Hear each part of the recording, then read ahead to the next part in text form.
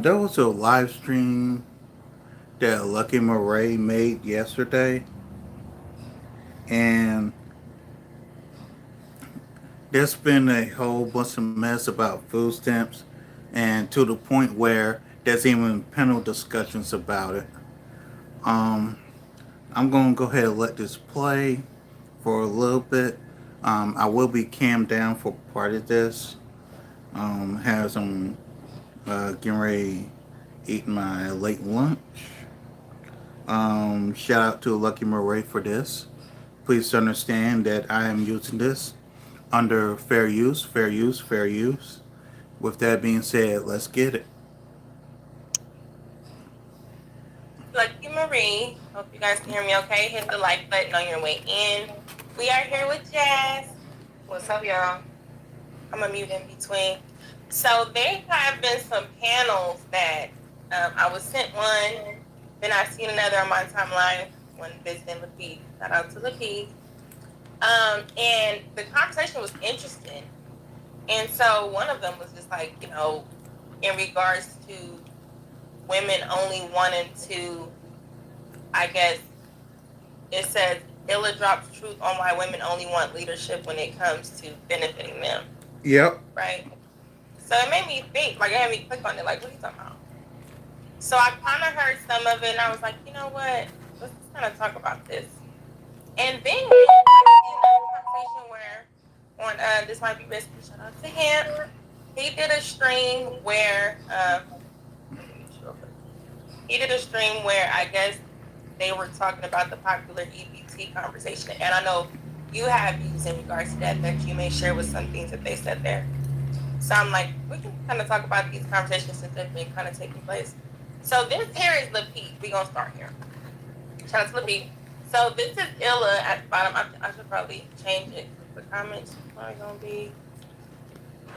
Here we go again. It's nacho night at the side of gas and diarrhea. Hold on. Sound familiar? Here we go. On the screen. Yeah, we're going to do it like that. But yeah, so this is Illa, so he's going to get into it. And y'all hit the like button. Thank you. Let's start. I believe that we got to be honest about our relationships with women and how we, like Lady Dodd was also saying, we let women define what a man is. And a lot of women have selective. They want leadership selective. They want you to lead me in some places. In other places, you can't lead me. You know what I'm saying? Like, You may have a suggestion of a book to read. Or, they don't want to do that. You know what I'm saying? But you can lead me as far as paying the bills. You can lead me as far as, making Talk sure about I it. trips. And it's like, but they don't want leadership that's saying, hey, and I've said this before, don't wear that. You know what I'm saying? I don't like that picture on the post. It's like they put parameters on where a man can lead. And historically in our community, we've been telling men for a long time that the black woman is the black woman in the community. So a lot of brothers have discarded their whole manhood as just, these even grandpas have known to just give mama the check. So it's like men have told themselves that they're just beasts of burden. And then they look at the woman as the intellectual guys. So you got a generation of men who you want them to be men, but at the same time, we've been telling men that your manhood is still determined and filtered based on what the woman says it is. And I think for men to be leaders today, they have to be willing to lose men or women at the expense of being a man. And a lot of men are afraid to lose our women's approval at the expense of saying I'm a man or not.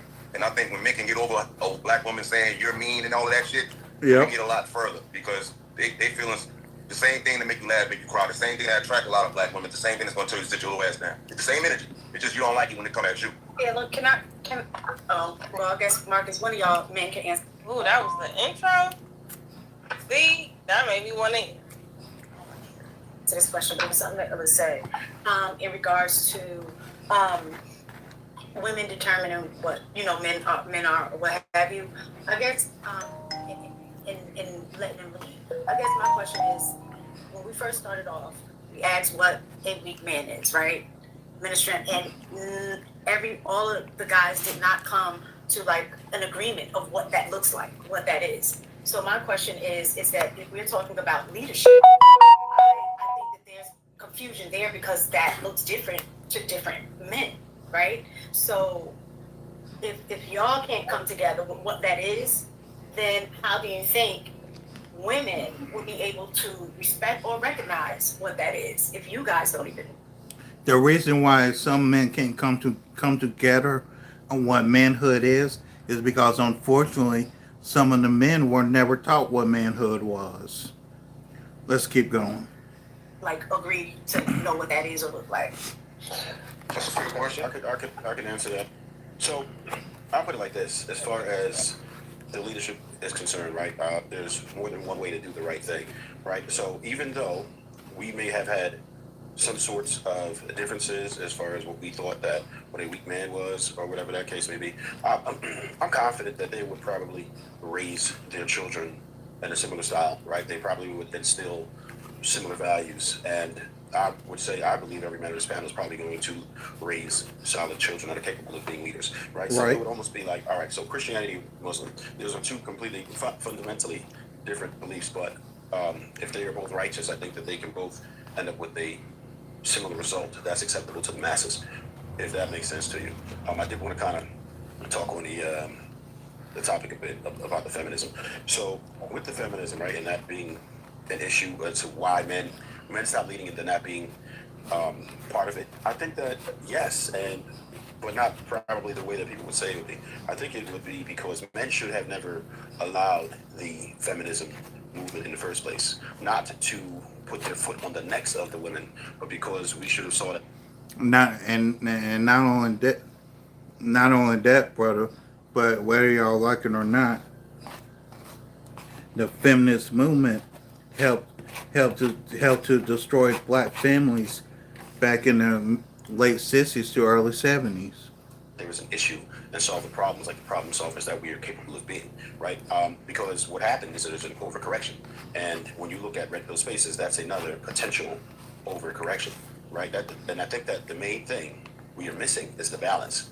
And that's where I think the problem is. I know True wanted to say something. I want to answer Ms. Taken's question, and then I'll expand as Trev did on the original the clip.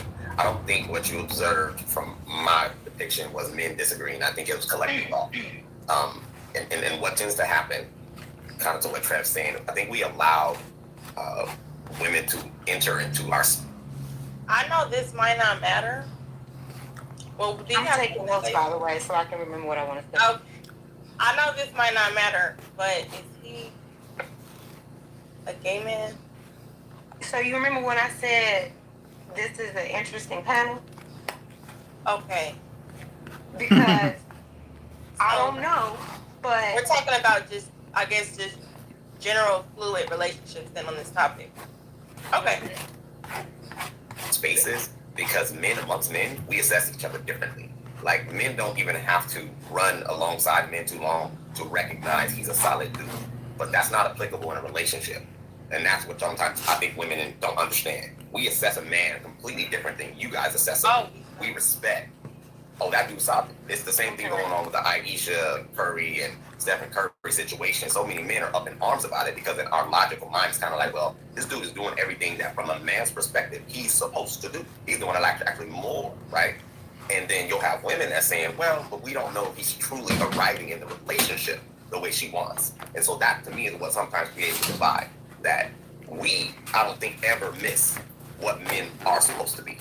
But we also may have a different approach, I think, to Trent's point, how we may facilitate a family. One may raise them Christian, one may raise them Muslim, but we're still setting our family in a direction that we deem is worthy of best results.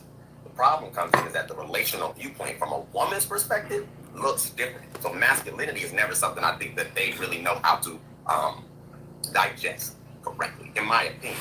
Because masculinity is structure, Right. Masculinity is accountability. Masculinity makes most women feel uncomfortable. Yeah.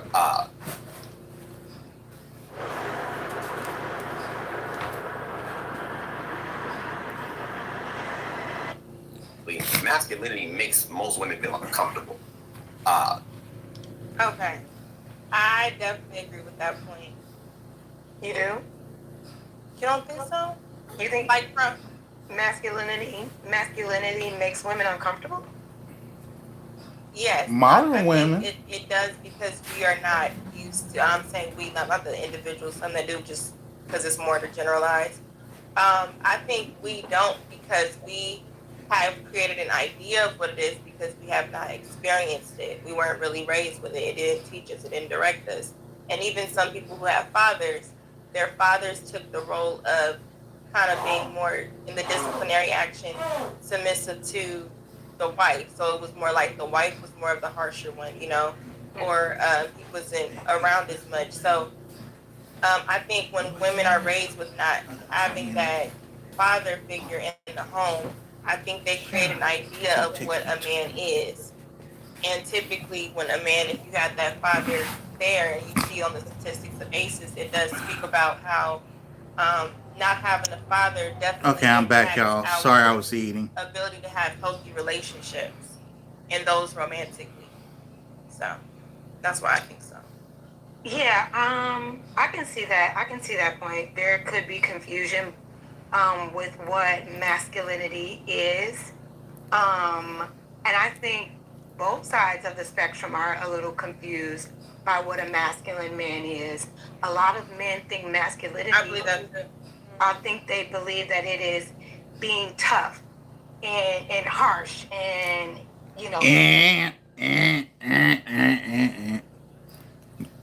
Jazz, we ain't about to do this. We ain't about to do this, Jazz. Being a man is about having morals, having principles, and being able to stand for something. That's what being a man is. dictator, control. And even though there may be things that there may be some components that you can walk with masculinity, And please understand, Jazz is a member of the Hyena Kingdom. with those things as well, it's not all encompassing. And I think when we both have a better understanding of what masculinity really is, when it also gives a masculine man, for me, he's also vulnerable, he's also respectful, he is not controlling. Oh boy. Wouldn't be Jazz. I'll always having an issue when a man says the words control. Like I said, she is a member of the Hyena Kingdom. He doesn't deem protection as just I have to physically protect you. It is an understanding of protecting mental. In the words of Mr. Farrakhan, how can a man protect what he can't control? Spiritual, and all those other facets. But what was interesting to me was what does that say? Trev, he said, men stop leading due to feminism, and that confuses me. How? Because feminism. How are you confused by the truth? Why does the truth confuse you? Like seriously. Was just all about having equity, right? It was all about viewing women as equal human beings and giving us the same access. No, that's what y'all say. But what feminism really wanted was control over the men. And that's why feminism became so popular. It was never about leveling the playing field. It's about control over men. That's what feminism is. To equity as men do. That was it. So, what about feminism then when it was just about equality as humans? It doesn't take anything away from you. What about Feminism was never about equality, Jazz. Stop, stop, stop, stop, stop. feminism made men feel like, well, I can't lead anymore. Why? Because a woman can have a job with you or next to you. You know what I mean? Like, what? I don't really understand the correlation. It's just, No, that didn't make sense because feminism in the beginning, if you really looked at it, it does show it really was a good thing for women. It was giving them rights. It wasn't, and actually was in support. Now, I think sometimes in these spaces on YouTube, I think sometimes certain talking points just kind of manifest, so people just say them or they kind of remix them just because the most people are going to go with them, where they don't really have any, that was not true. But I think there are different waves of feminism. So I think there are certain aspects of it that are negative. You know what I'm saying? Especially certain female leaders who have taken the position to call themselves feminists, you know, and they actually are very anti-male, anti all this stuff. So you kind of pollute the message or Now, and that's another problem with feminism. Feminism be polluting a lot of women's minds.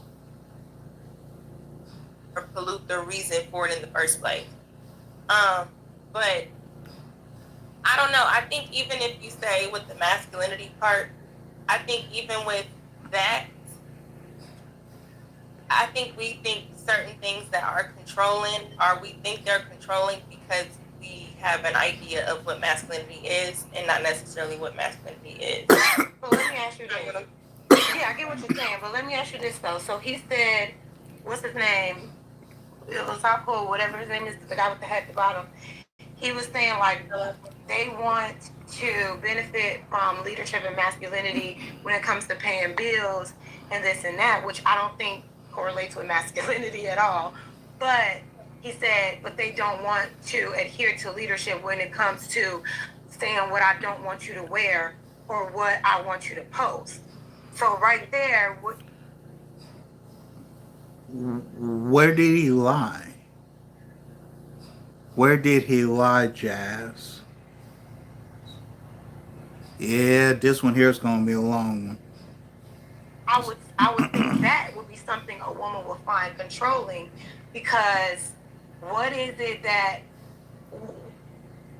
Are you getting less than $3,240 monthly from Social Security and you're a senior on Medicare or Medicaid? why do you feel your leadership is rooted in controlling what I wear or what I post in order to be in this relationship? How is that leading me? Modern women do not understand the concept of protection. They don't understand the concept of protection.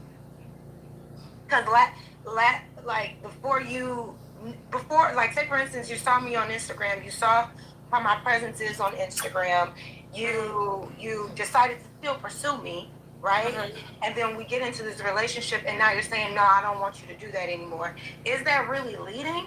Or is that rooted in the insecurity that you're painting as protection when really it's just kind of protecting your ego? And how is protection of ego leadership?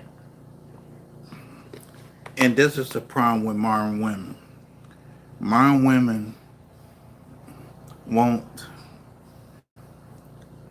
they basically want this, what Jazz is talking about. They want to be able to have a man, you know, help pay their bills, all this and that, and then they still want to go out and do their own thing. No. If you're gonna be with a man, most a self-respecting man is gonna want you up under his instruction. That's just how it is. So I think that is a good point, because you do have men that choose like egoic reasons when it comes to women to control them.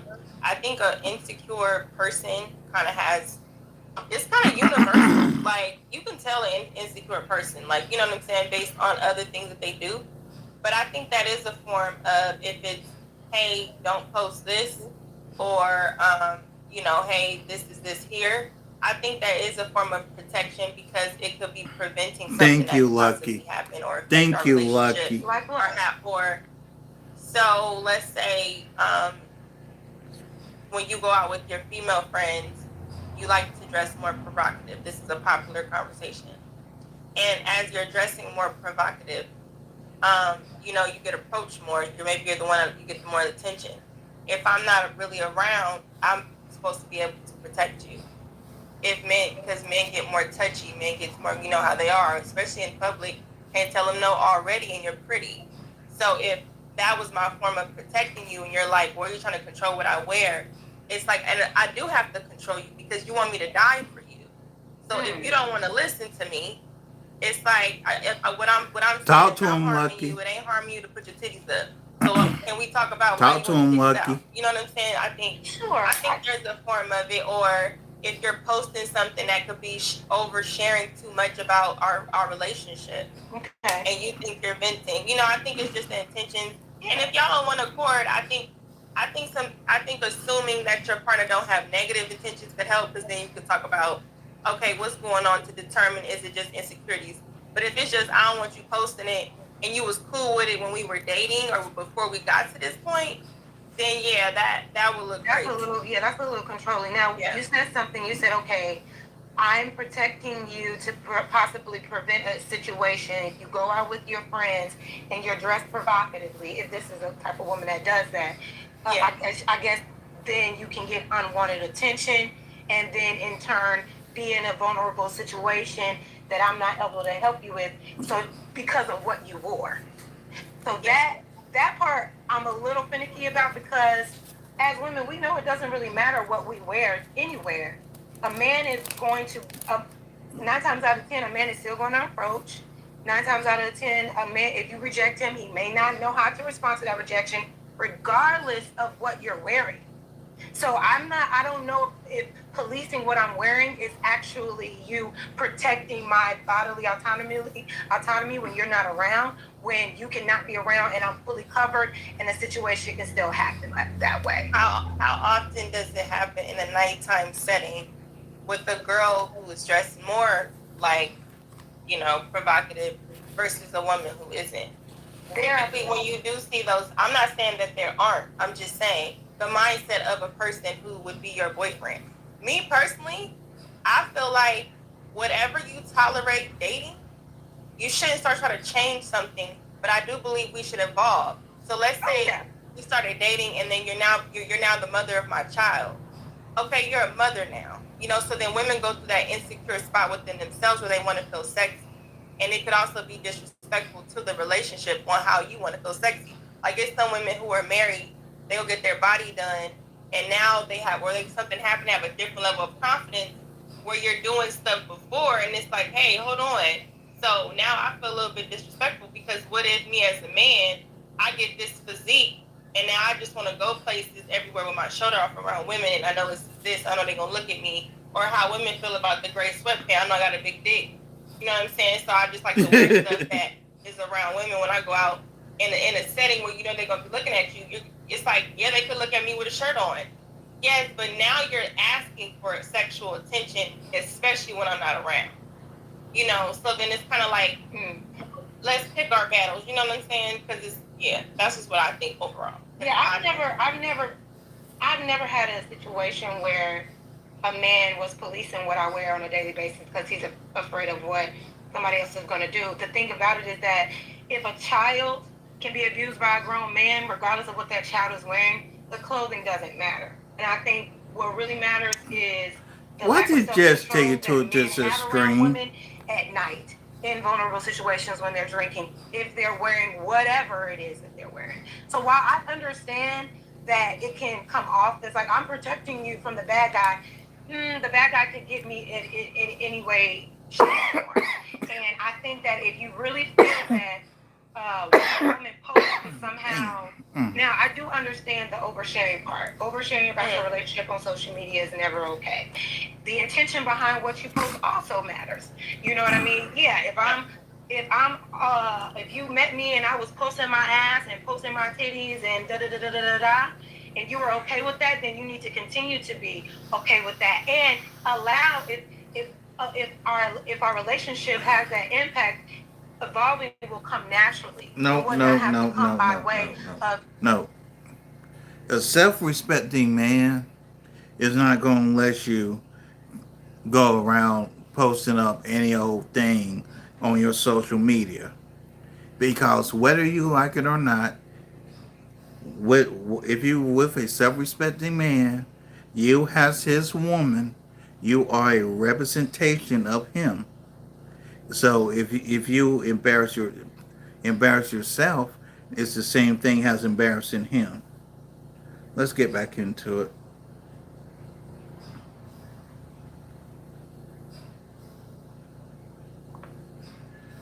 you telling me what I can or cannot do anymore because you feel like if I post a picture, then automatically it's going to attract a bunch of men that somehow is going to take me away from you. And then when you also say that, it's like, well, how do you feel about yourself as a man in that relationship? You think, damn, all it's going to take is for your girl to post one picture and then a guy in the comments is going to take you away from her? You know what I'm saying? It's like, is it that easy? Well, yeah, I think there's two things, because I think I definitely can see how sometimes the insecurity can be very similar to when you start making those dictatorships as far as what to post. Because I personally feel like you could see what people post prior to them you even dating them. So it's just like, so when it comes to posts, if we talk about text, like a post, like on a Facebook post, then it would be oversharing. But as far as certain posts, because maybe you're in a bikini, you know what I'm saying, and you're on the beach, maybe this particular pose is intended to show your ass. Like, most girls be in church dresses and the pose be from the back. You know what I'm saying? So it's like the whole pose is intended. So it could be how you pose. So I just think the over sexualization, once a person makes you their wife, I can understand that they don't want you being consumed sexually by a whole bunch of men, which is why in other countries they super covered up. And sometimes we look at it like, oh, this is abuse or something. But it's like psychologically as well, if you're this person's wife, why do you want to be, why do you have a problem that he has a problem with you oversharing what's supposed to be sacred to him, Because it's like, in those regards. But I think I could pretty much distinguish if what you're asking me makes sense or if it's you being, right. insecure. And I think that's the part. for sure, you definitely have to have that discernment. And I think we kind of touched on this last week. I'm like, if your leadership has both of our best interests at heart and not just yours, it'll be easy to follow. I won't feel controlled. I won't feel suppressed. It's when you take away my choice or I have to do something just to appease you and your ego, that is not for the betterment of this relationship, that's when it feels like control. That's when you may get pushback. I'm not going to sit up here and say what a man is. I know that I've had good examples of that in my life. I know men are not perfect, but I also know what a secure, masculine man looks like and feels like because of how I naturally respond to them. You know what I'm saying? My man now, very secure in himself, very, knows his self-worth, could care less, but also empowers me to be my best self. I'm not worried about what I'm posting. He's not worried about what I'm posting because he's secure in this relationship and he knows my intention is not to entice other people. And that's why I say, like, if you already see these girls intentionally posting things to desire attention from strangers, and that and you know down the line that that's going to make you uncomfortable, don't pursue that girl. I think the biggest issue with this leadership thing, y'all are trying to lead the wrong women. You're leading women that don't want to follow you. You're leading women that are in their own world, liberated, don't need you for anything, and you're trying to change and control that. That's not the girl for you. And that's what it brings back to my point. Feminism should never stop a man from being a man. How has feminism even harmed men? You know what I mean? Like, how has a woman's right to her body, a woman's right to get a freaking paycheck, a woman's right to vote had a negative effect, more freedom. You know what I'm saying? Has a negative effect on you when really that empowers everybody. That's giving full rights and autonomy to everybody in society helps the society progress as a whole. If you keep one and suppress one part of society, half of society oppressed, then you will stagnate society, which was kind of like what happened after the suffrage movement and the feminist movement. Society was stagnant before women were in the fourth place. So I would say, I understand that there are extreme feminists that have a lot of negative things to say about men. And that's what I was saying. Yeah, and I get you have people who advocated for. I think when there's more freedoms, it becomes a problem in general. So, for example, if we look at the timeline of where they could say there was more free, women had more rights to leave, right? The reasons why they left and all that type of stuff. Then you can see the breakdown in the family structure. It's more like it seems like these things were designed to think this. But you can start to see the breakdown in the family structure being more broken, or when you would have men have families across in different places. So when they did get more freedoms, they never stopped having families. They just started being free of men. So then when they started making their own choices and they didn't want to be under a particular order of any man, then you have them, then they create this idea of, now I'm talking about fast forward into today, you create this idea of what men should be. So you see more men conforming to what women are, where they're having women reactions where they can't take rejection, or because they're just under women. It's the primary thought process is female. So once you have that, even in media, and you even run campaigns off superiority of women and pro women, even these fake movies that make, this has to be for women, and the empowerment that even is shown to women is not next to and also great. It's like we're better, we're this, we're above. So that's how it's perceived. You think so? So yeah. I don't know. I mean, That's just what I. Yeah, I guess I don't really see like women empowerment purposefully. Like when I see a women's empowerment type of movie, it has nothing to do with men, but everything to do with that woman's empowerment. Now, maybe there are some movies or some social media, whatever, that I'm missing, but I feel like the empowerment, I don't think it's women setting it up like we're better than men. I think men are just interpreting it because a lot of men may be intimidated by this empowerment now. They're all lost in the sauce. Because they don't really know. From what I understand, from what I can see through my experience, a lot of them don't really know. Why don't they know though? How to be a man towards a woman without subjugating her, because white supremacy. And we don't have to go down that line. I don't necessarily disagree that they don't know. That's what I'm saying. But why don't they know if they're just under women? I think why didn't women teach them what a man is then? I don't think that it was. Well, first of all, I'm not just saying like. Yeah. Well, the thing about it is that we can't teach men how to be men. We need men who understand the virtue of being a good man of moral character and conduct, and viewing other women as human beings and respecting them and those rights. Teach other men how to be men, how to be good men, not only for themselves but for the people around you. You know what I'm saying? And I think the wrong kind of men have who really resonate with this patriarchal ideology, right? This white supremacist ideology that they only know how to be men if they are able to subjugate and control women, because that's where it was rooted in. That's what patriarchy was rooting in. And unfortunately, when black men became free, they weren't given the same access to the same equity to empower their communities. Yep. And so when they did get a little bit of freedom, they couldn't go against the system that was holding them down. So what did they do? To feel empowered, they had to overpower their women, just like their white counterparts did. So it's just like, it's a lot. And it's a lot of unlearning and relearning that I think needs to happen in order for us to really progress. Yeah, I feel you.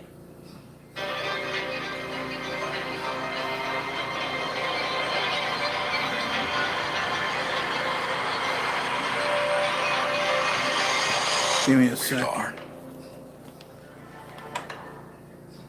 Really progress. Yeah, I feel you. Let me get back to it. From an emotional perspective, I think just like men have to be raised to be men, women have to be raised to recognize what it is to be covered, protected, so on and so forth.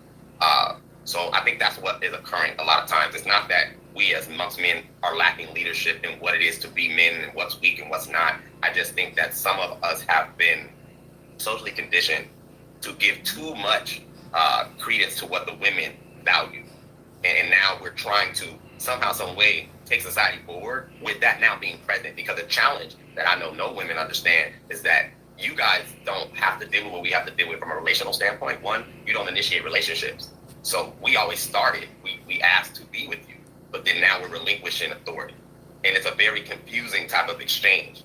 I think Illa said it earlier, we're kind of rejecting what once was our position because even Marcus said, we don't know which way to go.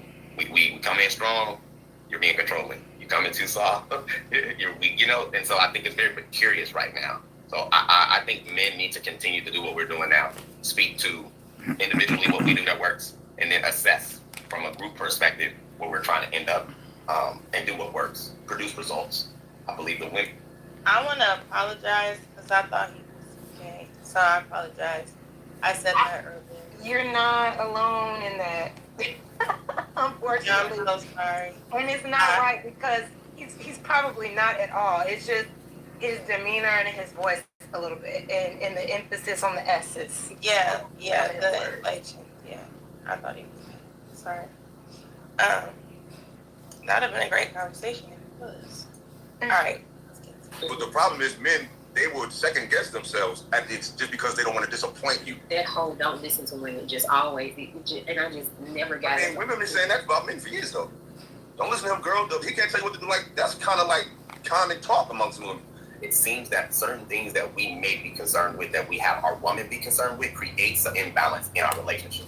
I basically 4 p.m. should be standing there with the purple straw because I gave enough into the bank of trust that I can whatever need to be taken out my credit good for life. Having a level of consistency that now I get to a point where I trust your judgment. So I don't necessarily need all of the information all of the time.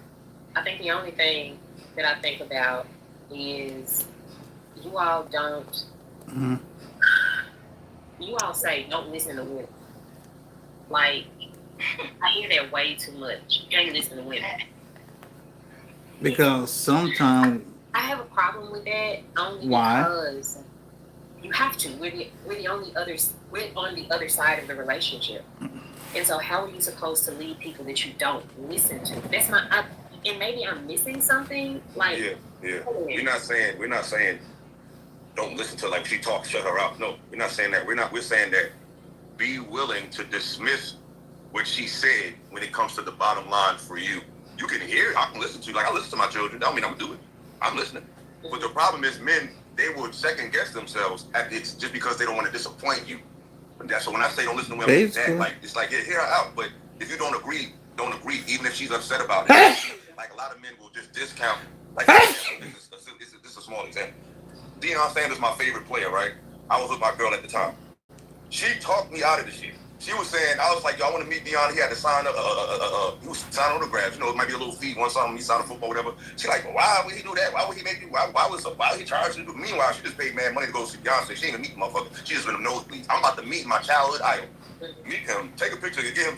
I said, you know what? I let her talk that type of shit. You know what I'm saying? And sometimes it's even bigger, most of the time. But I'm just giving you an example how just because she has an opinion doesn't mean you should overvalue it over yours for crucial things. And I think men do that too much at the expense of just because they don't want to hear somebody say what you said. It's like sometimes we're going to upset you and sometimes you're not going to understand what we're talking about. And it's okay. You're going to be all right. And if you're not going to be all right, that man has to be all right with that too.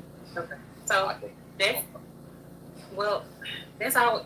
That's been my main issue. That when you all hear me say a lot of things about women having a voice and What you think so far? Y'all have a like button, by the way. You said what? I think our likes are low. Are they? Y'all need to get these likes up, please. Hate on a nigga. I don't understand why you hate on me, nigga. We don't understand. Show love, nigga. It don't show nothing. It don't cost nothing to show a nigga love. I was doing this getting money. Show a nigga some love, nigga. Wabbity gabbity. Niggas out here don't love me. Un hombre que trabaja duro, suda. Pero con Old Spice Swagger yo no sudo. Y por eso el coach no cree que le pongo ganas. Entrené muy duro con mi Old Spice. Y logré convertirme en el mejor jugador. A veces, mi hombre tiene que sobrecompensar. Love me, nigga. Jesus Christ. Get the likes up, please. It's Lucky and Jazz now. But Yeah. that example was a little weird to me because remember how I said earlier, like if Damn, my your damn knee hurt. leadership is not, it doesn't have my best interest at heart, that would be the only way that I would feel suppressed. He let that girl lead him and talking him out of going to see his idol, his sports idol, for what?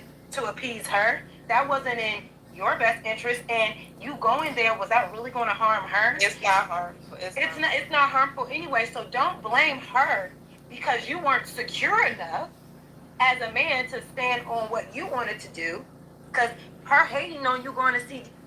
So you're blaming the man, Jazz? And that's what we're gonna do? You're gonna sit here and blame the man? Typical hyena. Deion Sanders, you should have been like, girl, bye. I'm like she went to go see Beyonce. You should have went to see him. Don't blame her because you use your free will to adhere to her ego, because that's what you did. That's what basically he did. So that's why I'm like, is that what being a man is? Because what I'm hearing is we gotta do this because we want the women to like us, or we don't want to hear, like, what is it? Like, what is it that makes you feel like you can't do what's best for you if it's not harming others? Because you're with a woman who may give pushback. So I don't really understand it. It just sounds like you're insecure. Like you're not secure with your decision making or something. Women needing to be, needing to have some type of say so over their relationship. Because I always hear men say, "Don't listen to women," so that makes much more sense to me, right? Because I don't disagree with leadership. It's just, for me, I'm trying to understand the dynamic, and it should be different, in every relationship because no one is the same. But that whole "don't listen to women" just always, and I just never got it. Women been saying that about men for years, though. Don't listen to him, girl. He can't tell you what to do. Like, that's kind of like common talk amongst women. And you're not the natural leader. So for men to say that is shocking. That because at the end of the day, he shouldn't listen to anybody. He should make his own decisions because he literally is the leader. Y'all never was the leader, telling other women don't listen to the leader. So I don't get that. Say he shouldn't listen to anybody, I think is a stretch. It's a stretch because.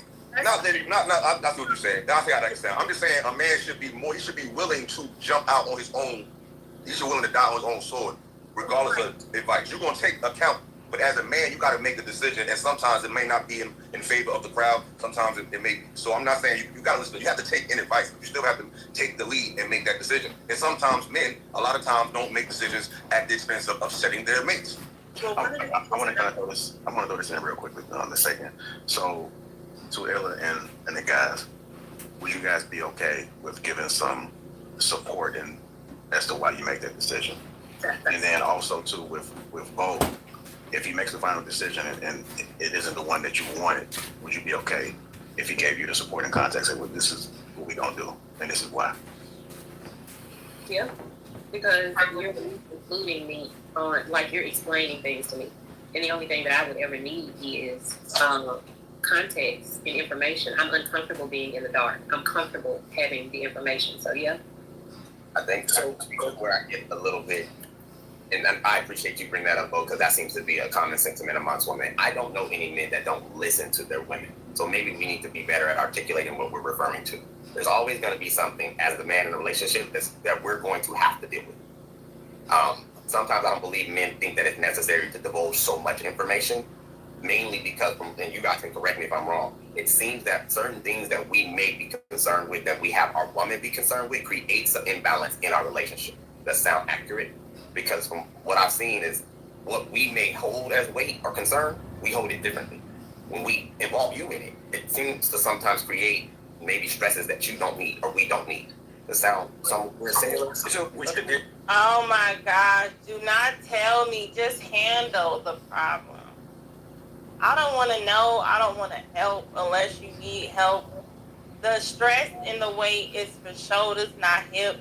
I just want my hips a little shapely, a little, you know, They're just do the girly stuff. Give me an apron. I don't know why. I never understood like being on these panels. But sometimes it'd be like, what is the fight to do his job? I don't want to do this shit. I hate the bitch that rose her hand to say, hey, we want to be free from men and we want to work too. I don't know what was going on in her life. I do want to know that story. But bitch, maybe it should have just been for women in your situation. Now we all gotta. No, I don't care. Fix the problem. I don't think it was ever about being away from men. It was just having the choice to stay out and the opportunity. And why are they away from men? That was the result before I got here. Well, particularly on our community, there was a concerted effort to attack the Black family. So there were things put legally in place. They can't attack us if we don't participate. Talk about it. When they give Talk you about no it, choice Lucky. not to participate, what do? You let niggas free, but then you don't want to give niggas access to the same education. They can't go to work. They can't vote. As a new mom and content creator, LegalZoom's really helped me out. I use LegalZoom to register an LLC and start a go to work. They can't vote. They can't sustain their life. Then you're telling the women with the kids who have the men in the home that they can't be in the home and you receive benefits unless you're married. Unfortunately, the niggas back then weren't marrying up the Black women during that particular time, so it seems. So they were having to play and finesse the government, hide the men, hide this and that. There was never no push out because we don't want the man. It was Lies. This is what we have to do. Lies, lies, lies. And before the end of this year, I will be doing a breakdown of the history of the welfare system. Because what Jazz is saying right there is an outright lie. LBJ, J. Edgar Hoover, and feminism helped create the welfare bill, whether y'all like it or not. And it was partially created to disrupt the Black community.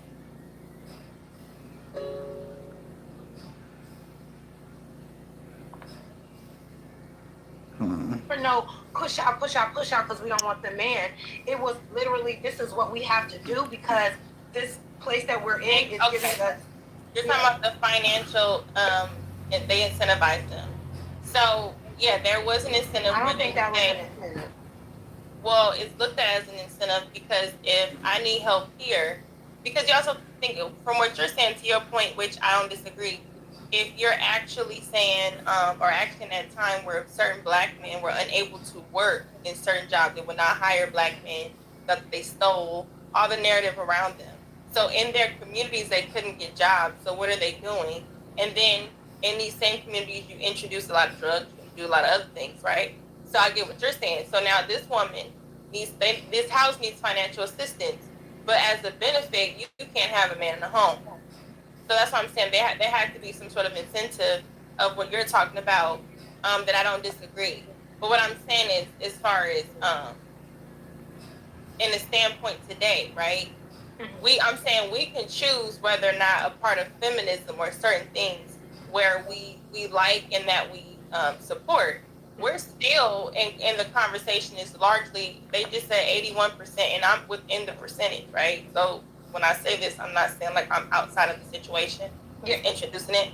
81% of women are choosing to be single than settle, right? So when we say we don't want to be away from men, we definitely do, because generation to generation, we even got to the point where we're okay with being extinct because these parameters here are so strong that we just cannot be together. You know what I'm saying? So it's like, if we want to be, why aren't we going back to the man? We like, look, just come be by ourselves. Do you think men are doing the work to become men that women want to be in proximity to in today's age? Do you think? Well, I'm gonna start with that question. Okay, can we read the super chat real quick? Oh yeah, do you think? Shout out to Uncle Rick. Thank you. Just to stop the live, support the channel. Thank you, Ricky. Thank you. All right, go ahead. Yeah, so all I was saying was, shit, what was I saying? You said I think some men are doing the work. Right. Do you think, because you're like, we still want to be away from men. And I agree. There are a lot of women who have opted out of relationships. Do you think that men today, with all this manosphere, red pill, this, that, and the third, that they are becoming men that women desire to be in proximity to? Like, are there enough, or are you saying? No, I'm saying like when you hear a lot of the men today, you know, they say things like women don't deserve rights today in 2025, right? They're telling women that they don't deserve rights, that they only should be in the kitchen, that they're stupid. They say a lot of men online. Well, sure. If we want to talk about the middle line. No, I'm just saying because I'm very analytical. So no, okay. So so in my real life, I do know a lot more men that are doing the work than women. That's genuinely an answer. I've actually used to do content with them, each of them, and then I actually can still pull men. I always can pull men. I sometimes want to pull women to show that. But I will also say I see women doing the work because I see content such as Ashley Dalton, where they were losing weight. They're calling me, hey, should I not wear this outfit? They're taking opinions because they care what men think, because they're trying to fight the narrative that shows bitches was trying to cancel Destiny's Child Cater to You. Like, are we serious? You know what I'm saying? Yep, they did. But I also see the response that women had to Sierra when she made that song. This is for my independent women and all of this. They're like, look, bitch, we want to wrestle, so stop talking to us with that. we don't want a man. You know what I'm saying? So when I see both sides now, largely in these conversations, women usually jump to take the side that women perceive to be against them, if they say they want. So I think when I say that in my real life, I do, because I talk to female friends who would actively know that their choices may lead them down the same road, but they're but I just so, he's just so, and it's just, you gotta let her do this, and then when it's over, she gonna call you again, and it's gonna be, fuck these niggas, I'm on my purpose, I'm about to follow me, and do, then you go there. And then I see men who are actively choosing to avoid women because I'm about to get in the gym. Like, I follow so many of them that actually motivate me to be better just as a person. So just in my personal life, being unbiased, that's what I see. But online and content wise, I do see women who are doing work. You know what I'm saying? So I hope that answered your question. Yeah, no, it does. It just goes to further prove that there's just a disconnect to what men think women really want and what women think men really want. Right? And I think there's just too much of this, like, what can I take as opposed to what can I give to the right person, and then everybody's on the fucking deep end. Everybody's like, I ain't gonna do this because they gonna do that. And it's just like, if we can all just calm down, go talk to the lady, go handle those internal demons, because I feel like a lot of it is internal warfare people are going through, and they got chips on their shoulders that they're not trying to deal with. This is Buick. Now. Buick. Internal warfare people are going through, and they got chips on their shoulders that they're not trying to deal with. Go ahead.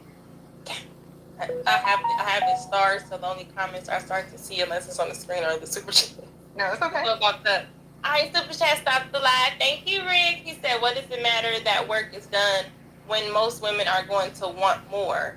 Let's be honest, if we're going to bring it up. Talk about Uncle Rick. Okay, he's talking about you saying that the work, are women doing work. Well, okay, that's interesting, because when you say, what doesn't matter what work is done when women are going to want more? So I would ask you, Uncle Rick, what do you define as the work that I am referring to when it comes to a man doing the work to become a desirable man that women want to be in proximity to? And with that, what more of that work do you think that women would still want? But first, I want to solidify what is the work that you're referring to. That's what I would ask him if he could. If I don't know if he can respond, but because if we're talking about work, as in, I went and got the bag, I went and got the cars, the clothes. I'm in the gym. All these external factors. But you didn't do the characteristics. You didn't do the internal work, and that's the work I'm talking about. Because if you have done that internal work, if you're aligned with the right woman, because there are a lot of women who are mismatched with men who actually do the internal work and are upstanding men that deserve good women. And sometimes it's the opposite. But if you are doing that internal work and you're aligning with the right woman, that woman who has also done the internal work, she's going to recognize that and not desire anything more but for you to continue to become your best self. So we have to, you know, CNN, they had CNN had put out an article in the story, and it said the rise of the single lonely male. You seen that? And it said they're not meeting healthy relationship standards. That's what you're referring to. Wait, say it again. It said the rise of the lonely single male because they're not meeting women's healthy relationship standards. What would you say? Just what would you say that are unhealthy or healthy relationship standards that you would say generally men have a problem meeting? Say the question one more time. I said, what would you say are like some healthy relationship standards or This whole entire question is about go straight over Jass's head. Watch. I mean, not watch, but that listen. men have a problem with meeting? I think some men have a problem with honesty, being fully honest about what they want, where they are in their life, being honest with themselves and to the people around them. I think a lot of men have a trouble with being vulnerable, and unfortunately, patriarchal society has conditioned men to believe. Men being quote unquote vulnerable. I can't even pronounce it. Men opening themselves up to women, in my opinion, don't do it, because soon as y'all get into it, that she's gonna take that vulnerability and stab you in the back with it. Do not do it. Do not be vulnerable to any woman.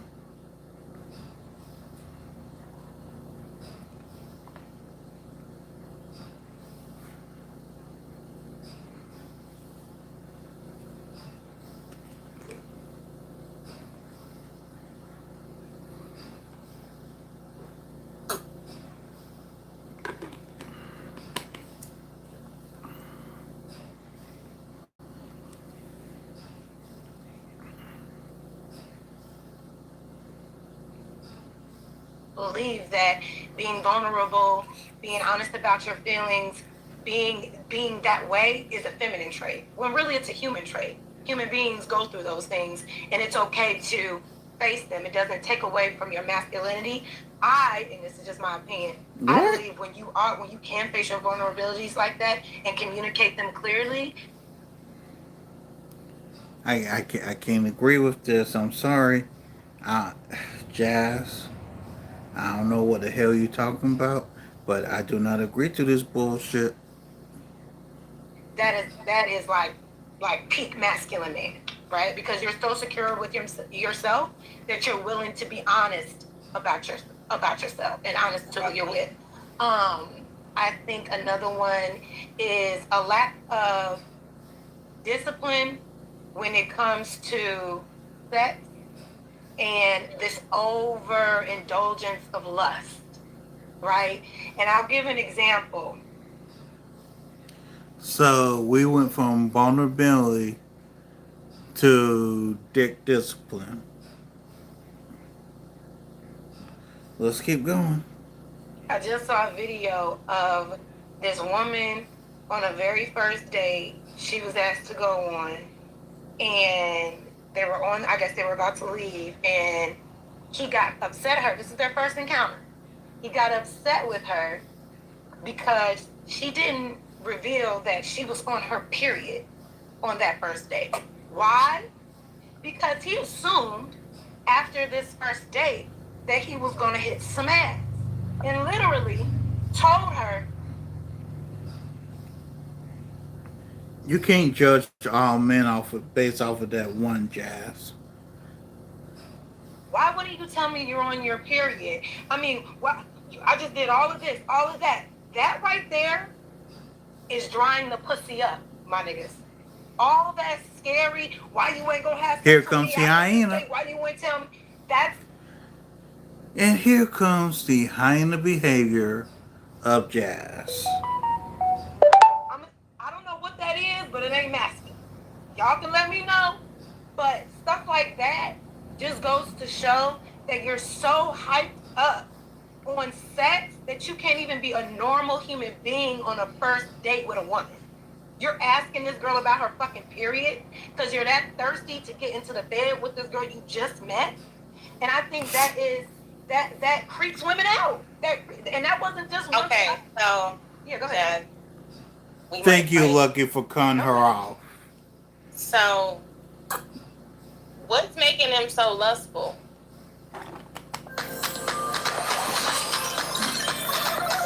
Go reward yourself. Go play. What is making them so lustful? Pay attention to how long it takes Jazz to answer this question. Pay attention. Because it's psychological, usually. When you look at the behavior in the society, you have to look at everything, right?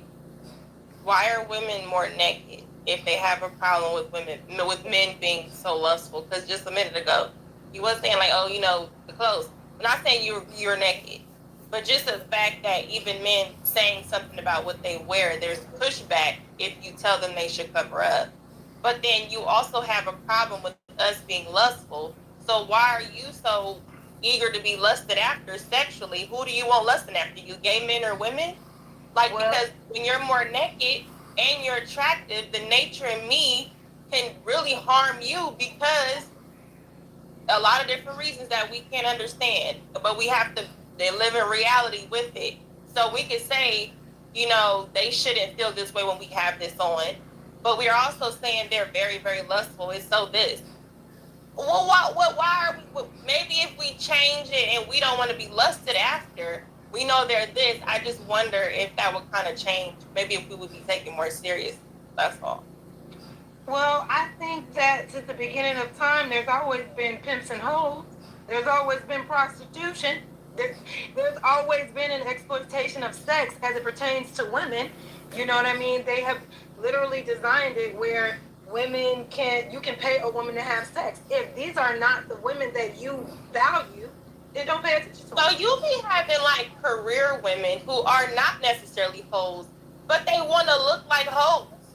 Yep, talk about it. Then you have to talk about it, Lucky. Where, and I know them.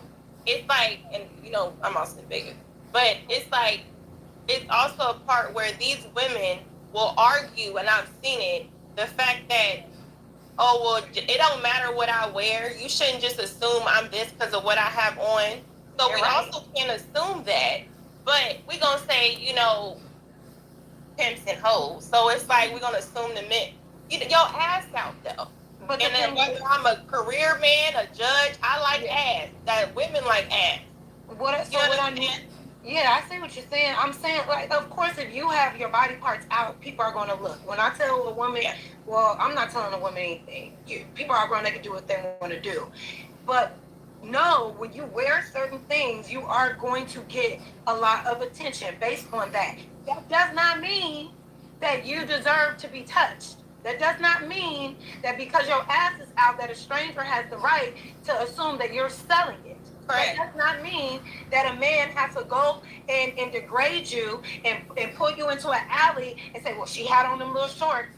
No, that's what I'm saying. The clothing doesn't matter. It's the lack of self-control of the person that's doing the harming. Now, when it comes to the lustful part of it, there are groups of women who desire that type of lustful attention. I get it. They're on the internet, they're doing the thing, and like you said, there are some career women. I don't know if you mean like, I guess like how they appear on social media, like how they dress. Their presence on of course, if you're a lawyer or whatever, but even the ones that are losing their jobs because of certain Instagram posts, and they don't all have OnlyFans, it's because they could be career women, but when they go to the club to come see whatever celebrity, you can't tell them from the hoe. Yeah, but I you don't want me to not, so you're trying to attract the men that like hoes. But the thing is, I feel like men think women are hoes regardless of what they're wearing. Men. That's not entirely true, but keep going. And assume that if you've had more than one partner, you're getting okay. I can't even Pause. What Jazz is doing here is a straw hat argument. It's nothing more than a straw hat argument. Here's the thing why a chunk of men think that way. The reason why a chunk of men think that way is because we judge behavior. Okay? Men judge behavior more than women do. If you're behaving in a quote unquote 304-ish manner, you're going to be treated like a 304. And that's the way it is. If your behavior instead of a 304, that's how you're going to get treated. It's just the way it is. Until proven otherwise.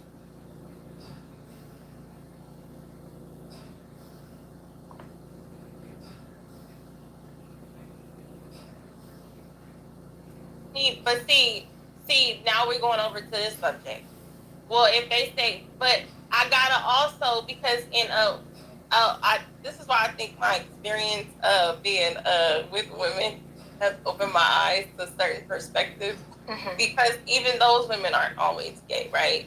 There's a little bit of, even in a lifestyle of women stating that, encouraging young girls to have whole faces. So it's like, I can't just sit up here and act like the reason why men's nature is even more this or undisciplined is not because of the constant temptation and even how women raise young, attractive boys. Oh, he gonna have some girls. He gonna have this encouragement to be non-sexually disciplined, whether it come from their daddy who's encouraged them to lose their virginity young, or their mother who's hyping certain stuff up, or just the fact that they're gonna get into society and want to get sex in the first place. But I'm just saying, like, I think that for a problem to happen, it's okay to say that both conversations can exist, where women can't say that generally they have a problem with the nature of men being overly sexual, but then men can't say they have a problem with us wanting to be overly sexualized, because then we say, well, that shouldn't mean that we should get raped, which we agree, but do we kind of talk about the shouldn'ts or the reality of the fact that that's not going away? You're always going to have men, you're always going to have some men who can't control themselves.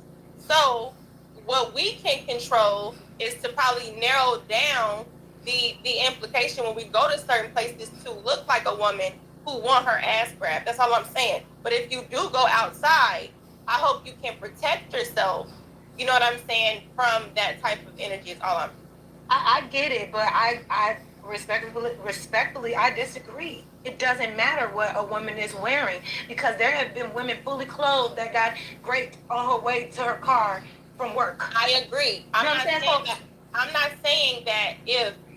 saying rape determines on what you're wearing. We're talking about the lust, though. So the enticeness of, it's just like you can get involved by some. Go ahead. But men can be enticed by a fucking nun. Okay? Men can be enticed by a little girl. Men can be enticed. Correct. And because we know that, we should also not over-sexualize our little girls. No, absolutely. But who sexualized Okay. little girls first? Their mothers. I don't know about that one. Look at Miss Shirley. She Yeah, talk about it, Lucky. Talk about it. Let's get back into it. had men, knowing men are this way, was having her little outfits on, doing all this, popping her booty. They paid money to drive hours to see this little girl. Had random men picking her daughter up. There is sex rings online and on Instagram where women are selling their kids. Little girl. How do you think R. Kelly got a hold of all them young girls? Listen. How do we think these people in the industry, women, did you know Chris Brown's security had to turn mothers away who kids were in high school because they wanted to throw their kids at Chris Brown? Women are definitely sexualizing and selling their kids. Aaliyah parents sold her $1,000. No, I understand that there are women and men that sexualize children for their own personal gain, for their benefit. I get that. Like exploiting a child, having them walk around on stages with other grown adults, I ain't with that. So I agree with you there. But my thing is, we should never accept a society that says, there are going to be men out here that are going to grape you sometimes. There are going to be men out here, regardless of what you're wearing, regardless of where you are. They're going to just be men that act on their lustful ways, and we just...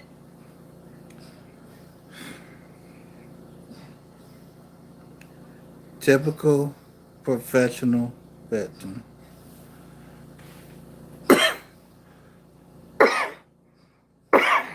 Ooh, damn, I need to get some cold medicine. Not all men are rapist jazz. Unfortunately, there are some out here.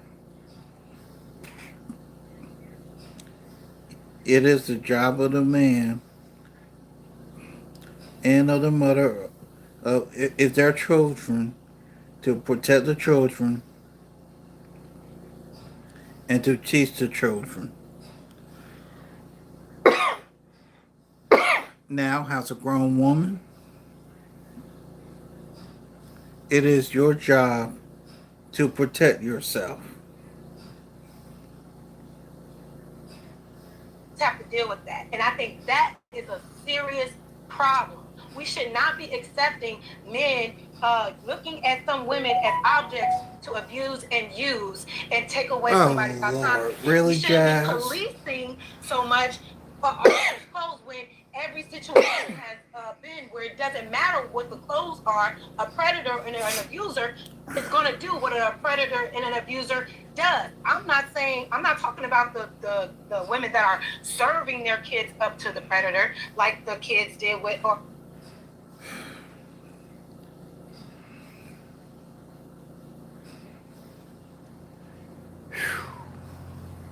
I still got 2 more hours of material to go. like the parents did with Aaliyah, or the other kids did with R. Kelly, or whatever the case may be. I'm talking about regular women, because I didn't grow up in a space where the women in the family was like showing the girls off to the men. But I had weirdos in the family that was looking at little young cousins and young nieces saying weird remarks like that. We all know somebody that's looking at a little girl like, man, when you get 18, when you just, come on now, we've always said that. And you have to understand that was started by men because it was normal and you legal. do know most it men was normal were and molested. legal Most for men men were to have molested. child brides. But most men were molested by grown women. Most Talk men's to him, sexual Lucky. experience was from Talk a to him, woman. Lucky. So what I mean is, I'm not saying when I Talk. Oh, thank you, Lucky. Talk to her. if I say that this is reality, that does not mean Lucky accepts the fact that there are predators. But to a certain extent, because there have always been predators, so what can we do? Unless we have to find them, then you have to go, and that's why we have Me Too movements. We have all these movements on how to catch a predator. That means that they're not going anywhere. I mean, that's how Chris Hansen blew up on how to catch a predator. Just because they're out there don't mean that everyone is a predator. Are predators out there? Yes, but not everybody's a predator. No, there's different type of predators. But what I'm saying is, I wonder what this fight is to not just say, yes, we should have more of a responsibility as women too, to maybe not over sexualize ourselves, because some predators Thank you. do, no matter what you wear. But yes, there are other predators, like the stories we watch on IDTV, where you could be coming home from the club and you get in an Uber and he decides to take advantage because you got a little skirt on. It's a lot harder to rape you if you got jeans. You know what I'm saying? So Oh my God. I'm not saying that acknowledging one means, oh, it's okay. That's not what I'm saying. So I'm trying to be careful with the narrative here, with my perspective. It's not saying I'm okay with that. It's saying the reality of it is I have a better chance of protecting myself or looking less like something that you can portray, or just being responsible for how I'm carrying myself. If I don't want to give off hoe, if I don't want to give off, I want to be fucked tonight, maybe my skirt to be a little longer. What is it up with me where I want my ass out as a married woman? Or what is it with me as a woman who said I believe in God and I want respect? Why am I trying to dress like the women who don't want respect? I don't never want to be mistaken with a street walker. If I'm not a street walker, that's just on us. Fuck the man. You know what I'm saying? That's where I'm coming from. I'm not saying that. And in that, there also comes other responsibilities where, yes, to your point, you can't determine. I'm not saying if you wear this is the outfit to run a predator off. I'm just saying that in itself is also important. And we can't say men are so lustful when we're so horror-like in the way we present ourselves. Even sometimes I like certain shirts and I feel like I can get away with it because I'm not as big. You know what I'm saying? I ain't got no double D. But even still, it's like, okay, do I kind of want to wear this as a mom? Like, I'm a mom, so that's what I go through as a person. Appropriate. What's appropriate? Yeah. And I feel you on all that, but here's what I'm hearing, Lucky. You're saying, like, yeah, men are doing this. This is bad that men are doing it. And then all the weight on changing it bears on the woman, bears on the person that is being more times than not the victim of a man's abuse. So regardless, like we just determined and agreed that it doesn't matter what a woman is wearing for a predator or an abuser to attack them, right? So if that's the case, why aren't we shifting the narrative to empower young boys and to empower young men or men that want to change and check their internalized misogyny and say, hey, we need to build better men to understand mentally that just because a woman is wearing a certain thing or she's in a situation with you. That's most men, though. Most men are not. I don't know if what I hear most of our, you went throughout your day without no man touching your ass. You probably went your whole year without being harassed, raped, or something. Some women go their whole lives without experiencing that. I get that. You know what I'm saying? So most men are not acting in this gorilla nature. So you do have some. So I'm saying, but in the conversation, will bring their lustful nature up synonymous with being dangerous. So that's why I was just talking about that. But I'm talking about, I brought up what we wear again because if I agree,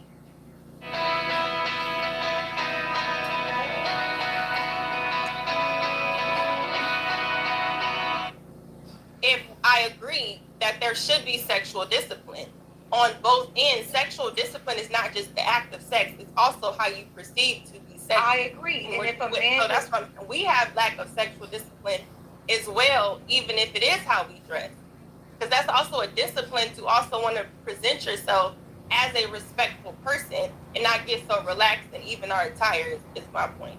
I get that. And my thing is, a part of that discipline with men, if you are so anti-sexual liberated women, if you are so anti-holiness, or whatever you perceive to be as promiscuous, then get out of those environments. Unsubscribe from that OnlyFans account. Okay? How about stop lusting after all of these women and DMing them on Instagram? Okay? How about flood your timeline, recreate your algorithm?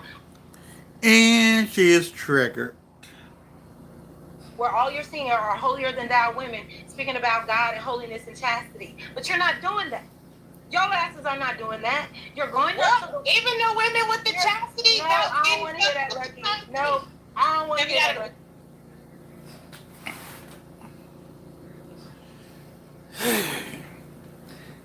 This is what happens when Jazz gets triggered.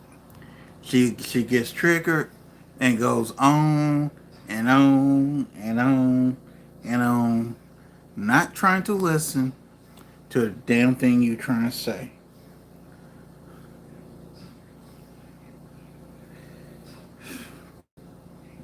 We gotta read the super chat. They backing up. Hold on.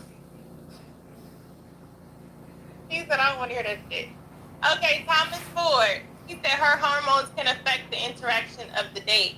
Of course, we want cheeks, but let's go when your hormones won't affect the date. It's some sort of science behind it. That's stupid. I've never, ever in my fucking life, a man asked me, so are you on your period on our date tonight? The only reason why that man asked, we gotta get our likes up. Get your likes up. Get the likes up. Hate on a nigga. I don't understand why you hate on me, nigga. We don't understand. Show love, nigga. It don't show nothing. It don't cost nothing to show a nigga love. All we doing is getting money. Show a nigga some love, nigga. Wabbity dabbity. Niggas out here don't love me, nigga. That shit would never not make me laugh.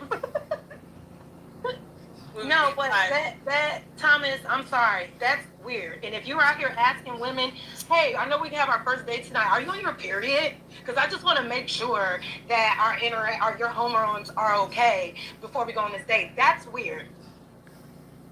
What the hell is Jazz talking about?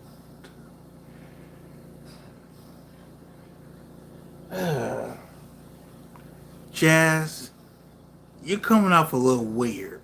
I'm just saying. Thomas Ford, you should not be so. What if it was science? What if it was science? Girl, you know, women we should know. have found it. I didn't know we was gonna talk about this. We should have found it. Okay, I see why this was 3 hours long.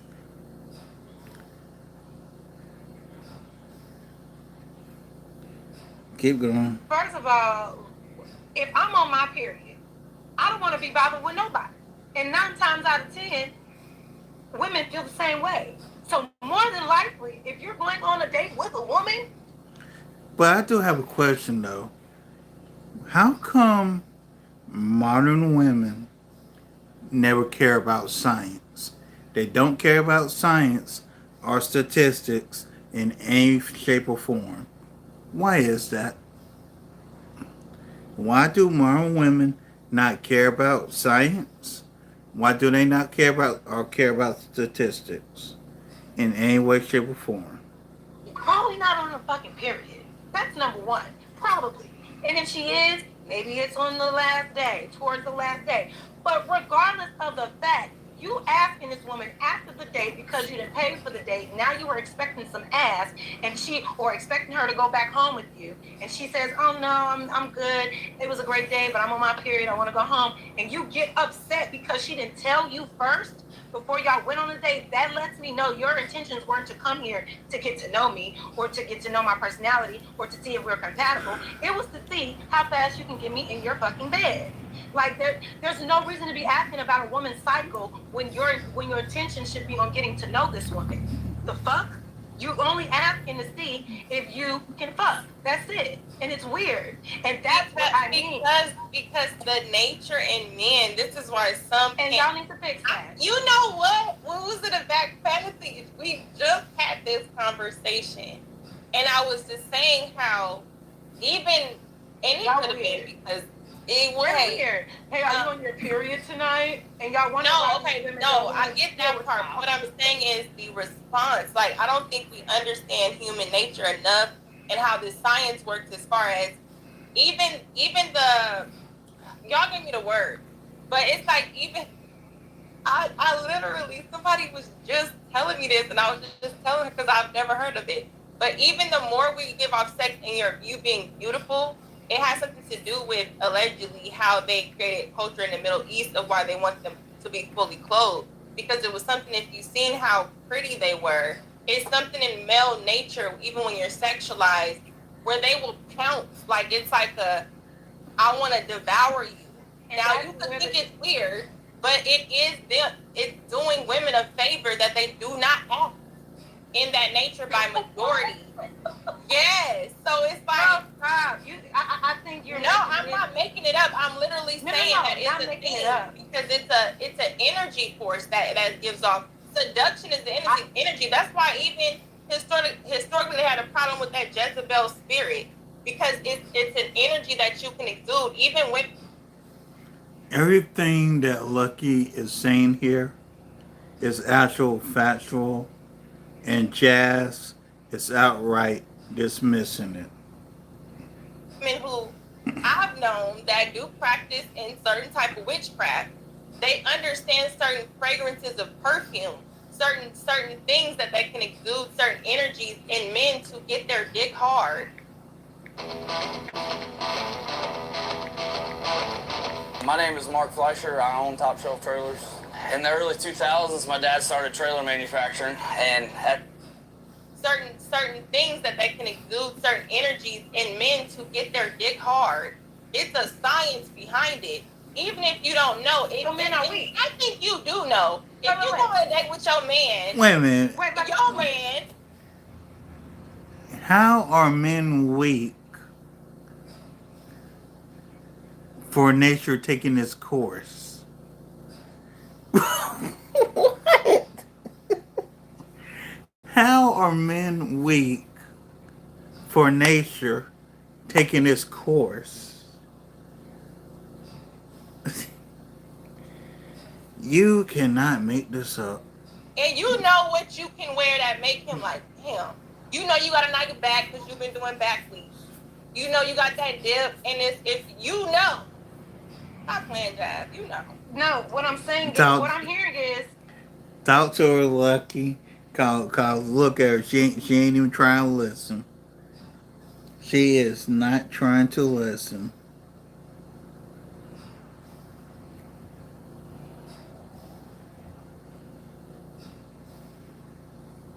men are weak. men are so weak that a woman. Yes, they are.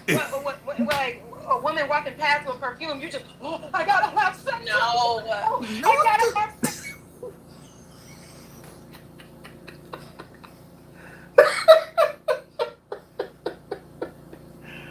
Oh my God. She is delusional. Oh my. Ladies, get some therapy. I'm not trying to be rude. I'm actually being serious. Some of y'all women need therapy.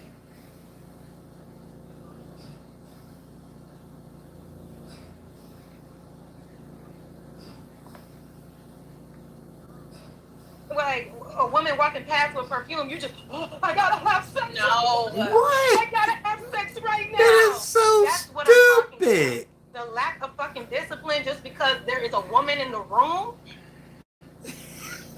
Oh my God. I might as well just say it. I think for the first 2 hours, it's gonna be her and Jazz talking, and then after the second hour, they're supposed to be getting into something, another panel that has tyranny on it. For some of y'all people that's still been on Fatty's channel and been over in Single by Choice's Cart Before the Horse, y'all will know who tyranny is. But with that being said, let's get back into the delusions of Jazz. Let's get back into it. The room is astonishing. It's Which not is that why serious. I'm saying. But wait a minute. But my thing, But it doesn't matter. It doesn't matter. Just because you might women lust too, women want to have sex too, but that doesn't mean you got to outright make it known and act on those things and then say, I had to act on it because I'm a man. Just because it's scientifically proven that both genders desire sex and desire physical encounters doesn't mean. I was trying to read this super chat where this dude was trying to put her up on game. I think the dude's name is Mr. Fantastic or something. Let me see if I can read it. There is a gender online. Doesn't mean that either party should have expectations of it on a first date. How thirsty. Oh, dang it. See if I could read it. Hold on, y'all. Hold on. See if I can find it. Come on, I know it's here somewhere. If I can find. Oh.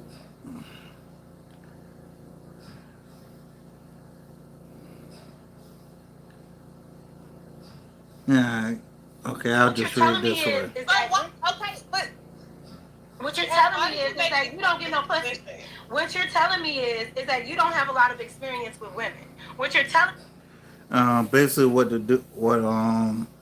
Mr. Fantastic was talking about was that some of the women be pushing on sexual ideology on their daughters and things of that nature, which is totally right. And unfortunately, there are some of our young ladies who, through essay and other things of the nature, being exposed to sexual things before they're supposed to. And kudos to that brother for pointing that out. Let's get back into the live stream.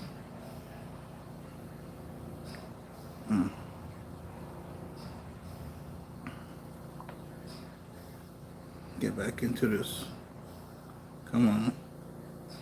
What you're telling me is that you're so thirsty for sex that you can't even go on a normal date and go home afterwards. Most predators, because you feel like well, if I don't get the ass after this date, somehow I done lost something.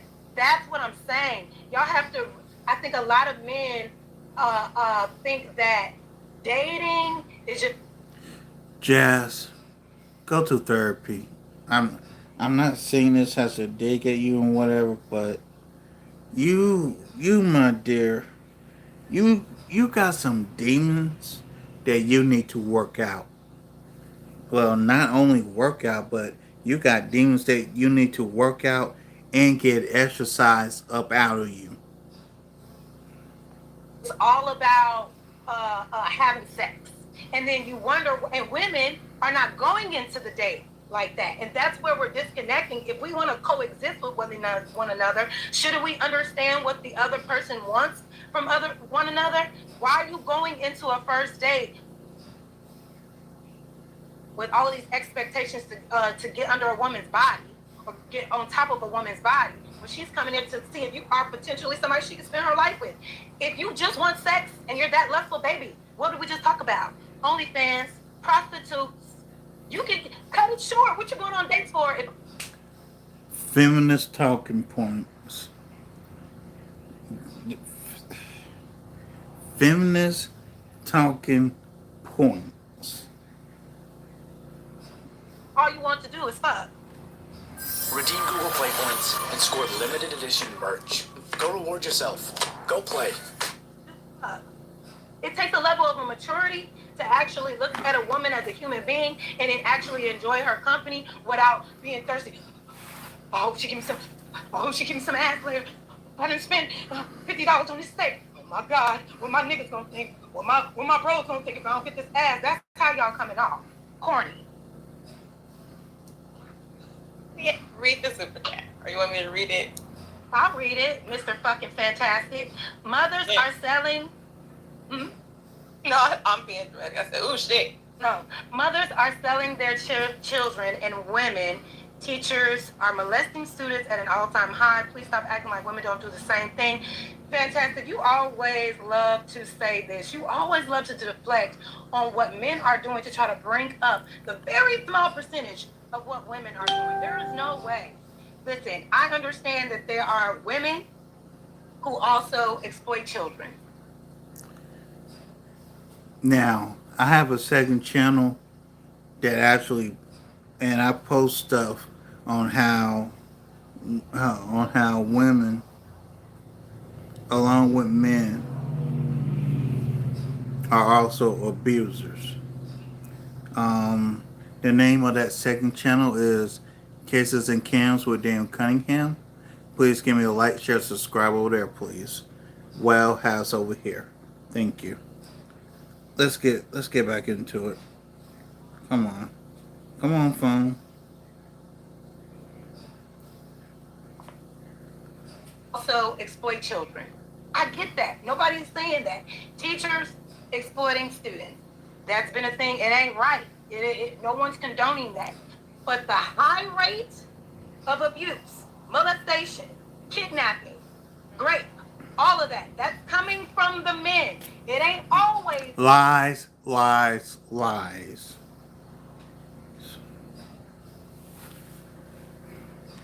It actually shows where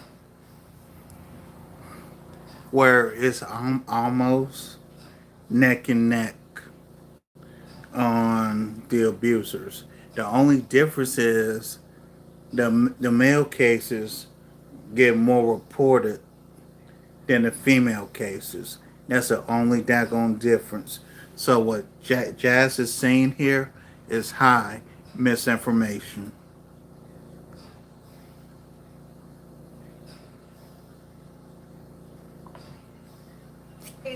a man. It's not all men, but it's always a man. And it is on a higher capacity than it is with women. So you can keep saying that. And then after you say that, fantastic, then what?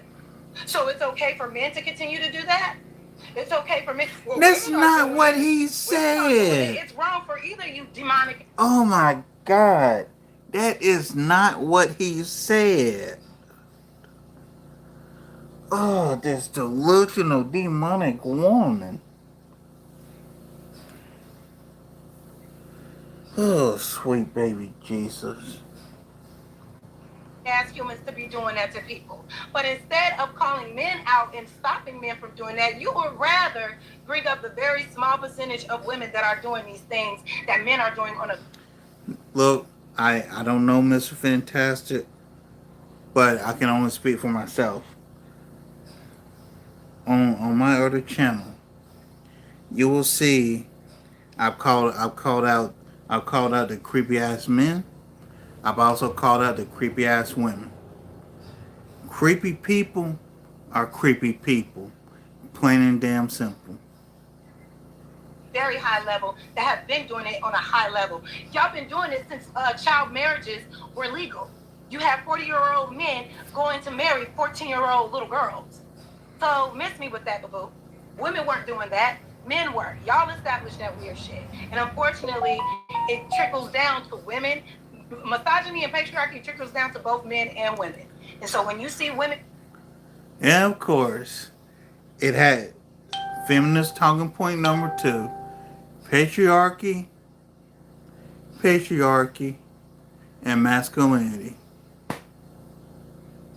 Now, the masculinity that she's talking about is the quote-unquote toxic masculinity, which is from the pits of hell, but that's besides the point.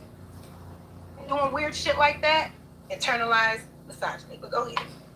Like, you're just fucking sweet little angel, this innocent, sweet little fucking angel who doesn't know what the fuck they're doing. You know what the fuck you're doing! Is that how I look? No, I always do that when he's like, I like that part when he's like, no, I see what's going on here. Shout out to Spaces. He says, control the controllables, a very simple concept. And I take you. Shout out to Thomas Ford. He said, "Lucky, appreciate you, but she is committed to misunderstanding. We gotta bring her to science. I never know what we and Jazz gonna talk about while we. I know what the topics are, but I never know what I'm gonna ask in the conversation. So I love how I'd be like, I don't see how. because it's scientifically proven. So we could think, it's weird, but it's their nature. So it's just like with certain stuff with us. There's certain things that have the clitoris throbbing. And it's conversations where most women, they are definitely not about, they will stop. If a man said he was a virgin and he was waiting for the right woman, she would judge him. Yeah, She would not want to be with a man who was not even sexually promiscuous or she would. Most women would not. We're not talking about the couple. We're talking about generally women look at men, if he's 35 or he's 40, they made a movie, a 40-year-old virgin. If he was waiting for a woman who wanted to just date him without sex and he wanted to see who she was and just love on each other, most of the time when you met her, she's already sexually active. So you're going to have a harder time with that. So they're going to look at him, what's wrong with him? Are you gay? What's going on? They're going to judge a man who is not, that ability. And then generally, we like men who have an abundance of women who like them, which is why we like the fine man, the such and such man, like this man. If that was the case, girl, I don't know where you be at. Most women I'll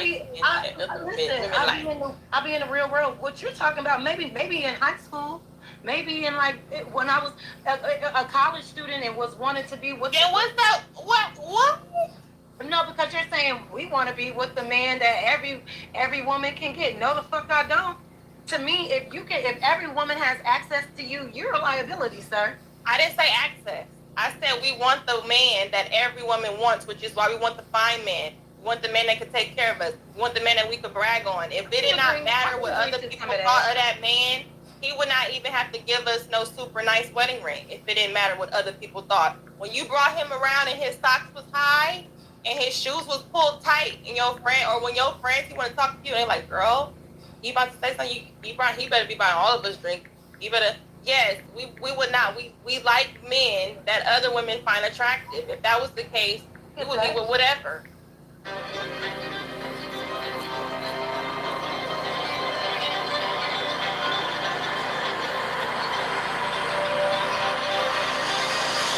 Rated R. But whatever. Honestly, I do. There is some truth to what you're saying. That's valid. There are women who very much so, considers everyone else's point of view and opinions before their own. I'm just saying, I'm past that. So when I hear that, it's not you. That's what I'm saying. When I say we, I have to speak that way because I'm also a woman. So that doesn't mean I think that way. When I say we, I mean there's so much to generalize where it ain't enough women who think like you to combat that narrative. They have a balloon pop show that we can find 40 bitches right now who would disprove what you're saying enough to be generalized. So these men have to listen to us and our experiences, whether they disagree or not, because we the one dating them. They're not. Well, versus, and I think it's the conversation on the other end is what I'm saying. No, for sure. But also, it's a maturity thing. When I look at that Pop the Balloon show, most of the time it's with a lot of immature individuals who really don't know what they are looking for in real relationships. Shout out to the couple that just got married from that Pop the Balloon show. I think that was just so beautiful. But a lot of that lineup are always very superficial, very shallow, very immature people who are just on there looking for attention. They're not looking for a real solid relationship. So I can't really use the Pop the Balloon show and say, see, that's how women are. Yeah, immature men. I mean, you had that other guy, what's his name, come up there with all them chains and talking about, have you ever been on a jet plane and all that. That shit, you can't take that shit serious. So I'm very dangerous because I'm pointing out the truth. Okay. Well, stay scared.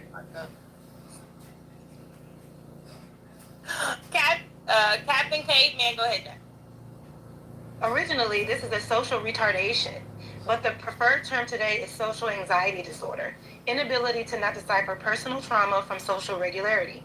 Praying for your healing. Oh, okay. So what I want to do, I don't know. So for me, so anyway, thank y'all for the super chat. but don't be rude, okay? Because I don't want to read it. But thank you guys. Make sure y'all like the video. Hate on a nigga. I don't understand why you hate on me, nigga. We don't understand. Show love, nigga. It don't show nothing. It don't cost nothing to show a nigga love. I ain't doing this getting money. Show a nigga some love, nigga. Wabbity dabbity. Niggas out here don't love me, nigga. But yeah, I think more so. Let's get back to it because she might have that point. And stress the man out even, which could then stress the man out even more and make the situation worse by doing it. I would say I have no problem explaining the scenario if it's time permissible. Sometimes you're just gonna have to do what needs to be done, because I say it. But I would also have built enough trust where you know, hey, this is for the good of our family, regardless of how crazy or whatever. It's got to be a reason. Like if I could call my wife and tell her, look, I need you to go stand on this corner with a purple straw in your hand at 4 p.m. and I don't have time to explain it, I bet you at 4 p.m. she'll be standing there with the purple straw because I gave enough into the bank of trust that I can whatever needs to be taken out my credit good for life. Can I tell y'all a secret? What's that? A lot of men do not build their trust. Mm-hmm. You all have to be careful and realize that there are a lot of women who have dealt with men that do not build their trust. That woman does not feel safe enough to be like, you know what? Yes, under like just drop of a dime, do what I say. And a lot of men don't build their trust. Okay, so about that though, go ahead, Ms. Taken. I definitely want to address that. In regards to You gotta get Bougie that, so y'all think she's trying to get that. I agree because I don't even understand. Well, I don't know. Y'all tell me.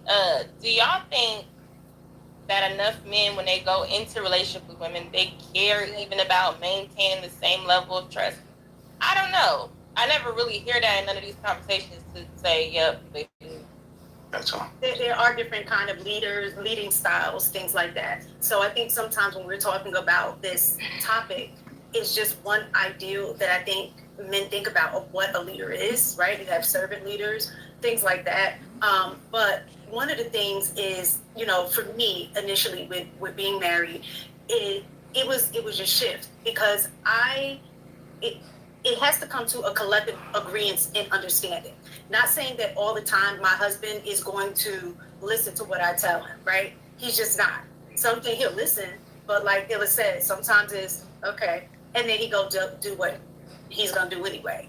But in that, I think as we matured, we got better at taking each other's input, right? And like Bo said, Mike said, it's about having a level of consistency that now I get to a point where I trust your judgment. So I don't necessarily need all of the information all of the time.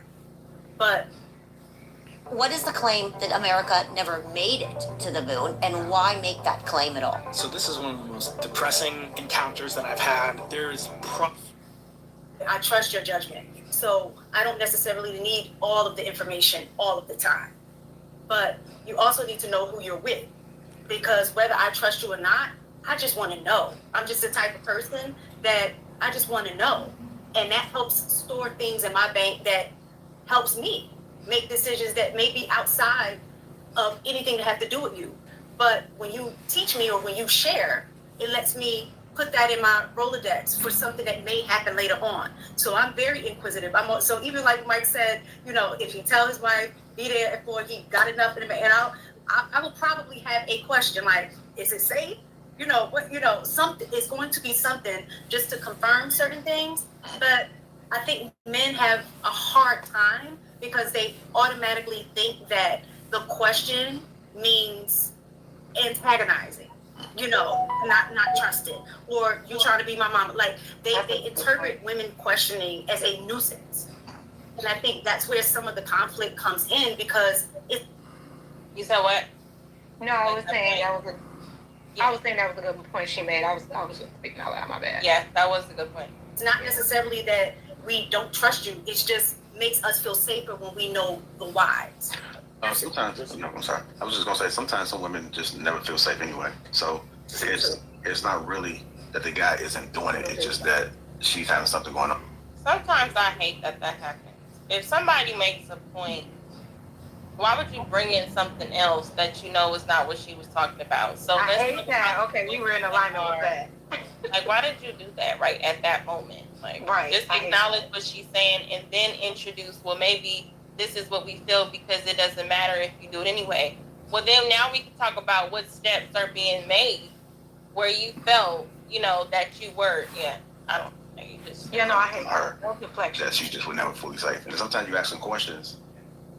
If it's like 6 or 7 months and y'all solid, she shouldn't be asking these same questions. It could be annoying. You keep asking questions over and over. Okay, so good. I'm glad he brought that up though, because that's something where it is where you do have past trauma, so then you kind of feel like if I keep asking these questions, I want to keep asking these questions to feel secure. You know what I'm saying? And then nothing can really make you feel secure because you're operating out of trauma, fear, all of that. So that's the you problem. But then if you take on a responsibility, how many conversations did you endure, I feel, as a man where we're 6 months in, and how often? Because then at some point, about the third time, whatever, it's like, okay, if my routine and everything has been consistent, I'm not about to keep having this conversation with you. So it should have been, you know what I'm saying, a long time ago. I just wonder, how did we get to 6 months or that long to be talking about the same thing? I don't know. I think a lot of people, like I said, they're not really communicating clearly or effectively, or communicating with the wrong person. Like if you're 6 months in and this person still doesn't feel safe around you, what's the point? Or are you guys just going along with the relationship? She's mentioning some of it, and you're doing a little bit of stuff, but she still likes you, so she's going along. But she's mentioning and hoping that you still be mindful and make that change. So it's like y'all both kind of stringing on along to see if it's gonna change. Because sometimes people could think they're doing something when they're really not. You didn't do the necessary steps. Yeah. All right, just finish. I want to hear what you say. Over again, it's like, what, you don't trust me? Like, You love me? You love me? Can I jump real quick? I had something. I'm not even going to be long-winded, but I just wanted to respond to this because I wanted to stop it because I think we're making the same mistake we made Tuesday, right? Whereas we act as if we forget about the masses. Sometimes we really do that. Like, people on this panel might be a certain type of way. There's different archetypes of men, right? We're not all wired the same. There are many men who say happy wife, happy life. Or I've talked to a lot of dudes. I have associates that I'm like, so what's up? How about this? And they'll be like, oh, I got to talk to the boss first. This is how it goes down. It depends on what type of man you're looking for. There's certain dudes and I'll be honest, maybe some people won't be this way, but I really don't give a fuck what she's talking about sometimes. And that's just me, right? That's me. And I don't care. And y'all can think what y'all want to think. Y'all probably shouldn't be with a cat like me because that's how I'm coming, right? But there are some dudes who will care what you're saying and refer to you as the boss, better half, and all this other shit and say, look, what do you think about this, honey? And that's cool. You just got to understand what type of man you're getting with that, right? And there's choices and trade-offs. If you want a dominant, masculine man, then guess what? He's probably don't give a fuck what you're talking about sometimes, right? And it doesn't mean or don't mean anything, but it's just he's assumed the position of leader, and he's not willing to. I disagree with him most of these clips, but go ahead. That's not masculine. When you say I'm leading you, Google Play Points unlocks a world of rewards, and you're probably already earning them. Go play. What about rape? And I said, well, I was conceived in rape. First time I ever publicly said it. She looked me right in the face and said, you say I'm leading you, I'm a masculine man, but I don't give a fuck about what you think, but I want you to follow me. But I don't give a fuck about your interests. I don't care what you think. That men are confusing masculinity and leadership with control, and that is the issue. They think if I tell you something, if I come to you with a decision and I go off your decision, or I tailor my decision based on what you say, somehow that's just taken away from my masculinity, and it's not. Like, why are males' egos and masculinity so fragile that when it comes to incorporating a woman that you want in your life, that you respect, somehow is taking away from you being a man? And the only way you can feel like a man is if you have full control over this woman. You tell her what to do, where to eat, where to go, how to sleep, when to wake up, what to wear. Why is that your only way to lead a woman? Is what I would be saying. Because if you don't care about what I think, that's not good leadership at all. A good leader, like just being someone that works in management, a good leader considers their employees. because you're employees, and I'm not the one to compare relationships to work relationships. But I'm saying in the aspect of leadership, these things apply in all cases. You have to consider your following and what their interests are in order for them to bring out the best outcome that you're ultimately trying to get to. You know, you want to be the boss, but go ahead. Yeah, no, I think two things could be true. I also think that collectively, just generally, I feel like the part where it comes in the trust, where I know where space is getting at. This is what I was going to bring up, which is why this is a perfect comment on time. But I'll just read it. He said they don't feel safe but got kids by him, right? I was going to say, I think the part where it goes into is how does he... I don't think a person would care to really change or even take you serious that you want something changed if you still give me the access to the coochie that I want in the first place. Because if I still can get all the access to you, why would I change if I'm getting all the access to you without the change? You know what I'm saying? It's just like, why would I do it? So I think that's where it becomes... The change in what? The change in what? Whatever the woman feels like she wants that man to change, to get better, that will make her more comfortable in trusting him, or whatever the case may be. Because not having sex with a man I don't trust means I can get an STD. I can get, like he's saying, left with a baby. I can get so many different situations. He can be a down low man. He can be all kind of shit. So we need to figure out why I don't trust you before I give you that level of access. So I think that's why, according to why we don't really get hurt, or it kind of gets dismissed, or why would I change anything if I'm still able to get what I want from you? Like what they used to say, why buy the cow? Right, when you can get the milk for free. Yeah. I mean, that would I don't really know, Lucky. Like I feel like there's value in commitment, even though you may be having sex already or whatever. I do think you evolve as a couple, especially if you are engaged or married. I've never been either. I've been in a few serious relationships. As you know, I'm in one now. And it's not a dynamic where I know I'm with a leader, right? I know that I'm with a man that is going to lead not only us, but himself in the right direction, right? But I don't also feel like, I have to go out my way.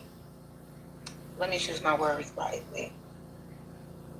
I don't think that it's healthy dynamics in relationship where a man feels just because he's the man that he's the leader, because there are a lot of men who don't know how to lead. And if you are a good leader, that your leadership is tampered with if you allow your woman to walk with you instead of behind you or beneath you. Well, go ahead. I feel like sometimes the topics are sensationalized to think that everything with a penis is designed to be a leader. And I think it's okay that each relationship is individually set for that person. If the woman is stronger in these areas, then she's stronger in these areas. And maybe I think you should put your egos to the side if you're not that man who can speak well, can take control, who can trust yourself to be able to say what you need to say and not fear that she's gonna leave. Because I think that's also a person that understands that I know what's best for me. I know how I move. I trust myself. Con el nuevo iHop Value Menu, $6 bastan para transportarte a un lugar feliz, donde tus desayunos favoritos como pancakes, huevos y bacon o French toast con salchichas y huevos solo cuestan $6. El nuevo iHop Value Menu, cada día en iHop. If we got clear facts, maybe we can calm down a little. Talk to each other more. That's what the news is supposed to do. So, and I think to gain trust would be the level of respect and how you see that person handles themselves. So I think it's not really about whether that person would follow you. You do what you're supposed to do. So I think generally speaking, both people have responsibility in that scenario. But just pivoting into this might be risky. I'm not sure if you y'all can check this out. They was having a little conversation about popular topics. And there was a little bit of a scuffle, someone told me. So we're just going to check it out. For the This here is gonna be getting it through DJ Hemp. So um I'm just gonna put a something at the I'm just gonna put it at the I'm just gonna put it at the 2 hour mark, cause I'm almost 2 hours in now. This is where it is really about to get interesting. Buckle up. first time with you, it's a little different. Andy? Yes. I love you. Go ahead, T. I want to say this with the food stamps, right? Okay, so because I receive SNAP benefits, supplemental nutrition, whatever it's called, because I have children. Just listen. And my income is enough barely to feed me. So if we want to cut food stamps, sure, cut them for the adults. But I think a lot of people are not understanding that food stamps are really for children. That's really how a lot of them even get approved for extra amount of funds, is for the children. So if my income, let's say I make $19 an hour, if my income is not enough to feed all of the children in the household, why the hell are we cutting food stamps? This is what doesn't make any sense to me. People are really only looking at judgmental part. Oh, you're wrong. No. That's what they're gonna say to you. Those your kids that you supposed to. Sure, these are our kids. Let me show you something I learned in business class. Right. No, we are the world. We are the people. These y'all kids too. Okay. They need to pay everybody.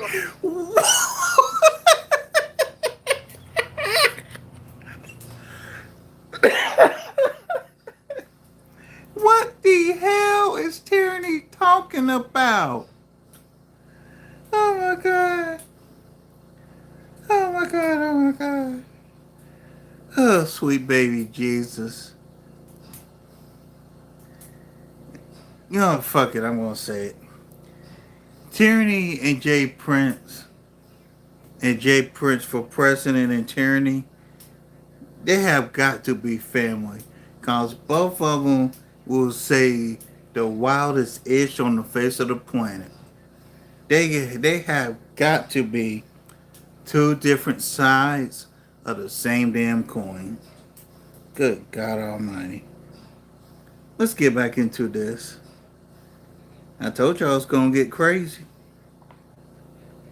And we all need to get food stamps. Yeah. Sure, we all need to get food stamps. Even the ones without kids. We are the world. We are the children. Take away. We don't want to pay no money. What the hell? The hell's wrong with y'all women?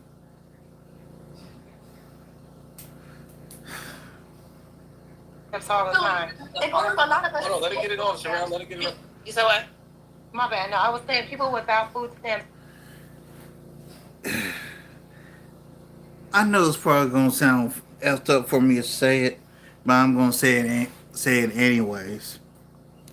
Black women, do y'all want Tyranny to be y'all's representative? Y'all got the most ghetto of the ghetto as your representative. Y'all are pitiful.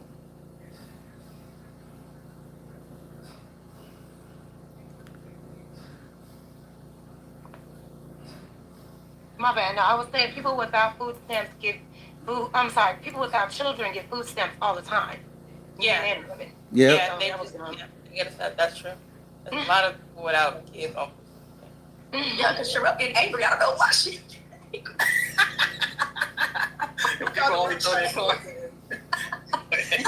This is what we do. We look at the poor and we judge them. We don't look at the rich and we don't judge them. And there are benefits that the rich get just for being rich. What? I know, because I work in the industry where I know. So, I've been told that the cost of living is going up 2.8% next year. Now, if you're going to keep our income at still at $7.25 an hour, because that's how much it is down here in Texas. We see you. Now, I'm going to say this real quick about Texas. There are parts of Texas that if you're making at least $15 an hour, you should be able to make it. So I don't know what's going on with tyranny on that one. Let me get through The this. change seeker. The first gen college grad. Well, it's $7.25 an hour because that's how much it is down here in Texas. If you're going to go up 2.8%, why not pay people 2.8% more? See, y'all are judging people for getting paid what the state pays us and not being able to afford anything. Okay, we understand that's our kids, but why y'all don't make these judgments to the rich? You know, If you are upset with the pay you're getting, get a better job. It's because we don't have to take care of the rich. So this is yes, we do. Yes, we do take care of the rich. Everything we We don't have to take care of the rich. Now, do the rich make money off of us? Yes, because the poor works for the rich. Unfortunately, but that's how it is. Dang it. I'll be right back, y'all. I'm gonna let this play, but I'm gonna come back. do is taking care of the rich. Oh my God, no, tyranny is 1000% right. Everything, every tax dollar, everything that We make this whole design of America is lacing these billionaires' pockets. What do you mean? That's why they rely on us as a society to engage the way that we do, to be such big consumers, to pay taxes. It's literally lining their pockets. So Miss Sherrill was completely wrong about that. And tyranny is. Do you think our money, or do you think us consuming and buying in their businesses makes them rich? Wait, yeah, like if they have businesses, like we make business owners rich because they supply us with resources. As far as what the argument I think comes in is that the taxes that are being dispersed in our money, it is also not how they're getting rich. You know, but I get what you're saying on the government standpoint. But even most of our taxes don't even benefit Americans. I mean, honestly, we should all be going exempt at this point. But think about it, when it comes to like this EBT. Super chat after live. He said I'm paying for my super chat with EBT. Go ahead, we take all of it. You know what I'm saying? What else we take? I don't know what else we take. We take Zelle. Go ahead. Zelle, Apple Pay, Cash App, PayPal. But no, I was just saying. Wait. Hello. Okay, I'll push play so you come back. Okay. I don't want to get into it. What do you think?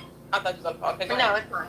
So this whole EBT SNAP thing, we call ourselves a Christian country, even though everybody doesn't believe in that. We say that we are followers of Jesus Christ and followers of God. When Jesus and God and all of the entities preach about giving to the less fortunate, not judging the less fortunate, et cetera, but there are so many people finding joy and humor in the idea of people who need or rely on government assistance, that being taken away from them, and somehow that brings you joy. Like your judge of character, like God will literally send you to hell for even having that type of judge of character on somebody else. Americans on average pay less than $40 in tax dollars that go towards EBT. I think the approximate amount is like $37. You pay $37 a year to go towards EBT SNAP benefits, right? That's what, $3, $3.50 a month? My hard-earned money. Girl, if my hard-earned money is going to go anywhere, it's going to go to feed the less fortunate. I don't see why it's any skin off of anybody's back to be able to contribute to somebody else's need for food. I don't think food is I think that's a human right. I don't think that we should be looking down on people who are in a certain circumstance and who have a job and still have to rely on government assistance and condemn them for doing so. Why are we shaming the poor when we're being exploited by the rich? So I'm gonna Why you want to fight? I'm not fighting. I'm just saying that. I'm talking about me. I'm not. You be looking at that. I'll be looking at you when we talking. Okay, I hear you. I hear you. I hear you. Right? To feed the less fortunate. And children. But clearly, the money ain't going to the less fortunate because the homeless crisis is rising. So, in the conversation, if you look at it, I don't look at you as less fortunate if you have multiple kids being supported by the system, where we see the outrage with these people, and I've been on it for years, so you're not even trying to help yourself. You're not trying to help yourself, and you're saying, not you, people are thinking that I get it, or it doesn't really bother me. I want to help you. I don't, because I need help too. I'm a working class citizen.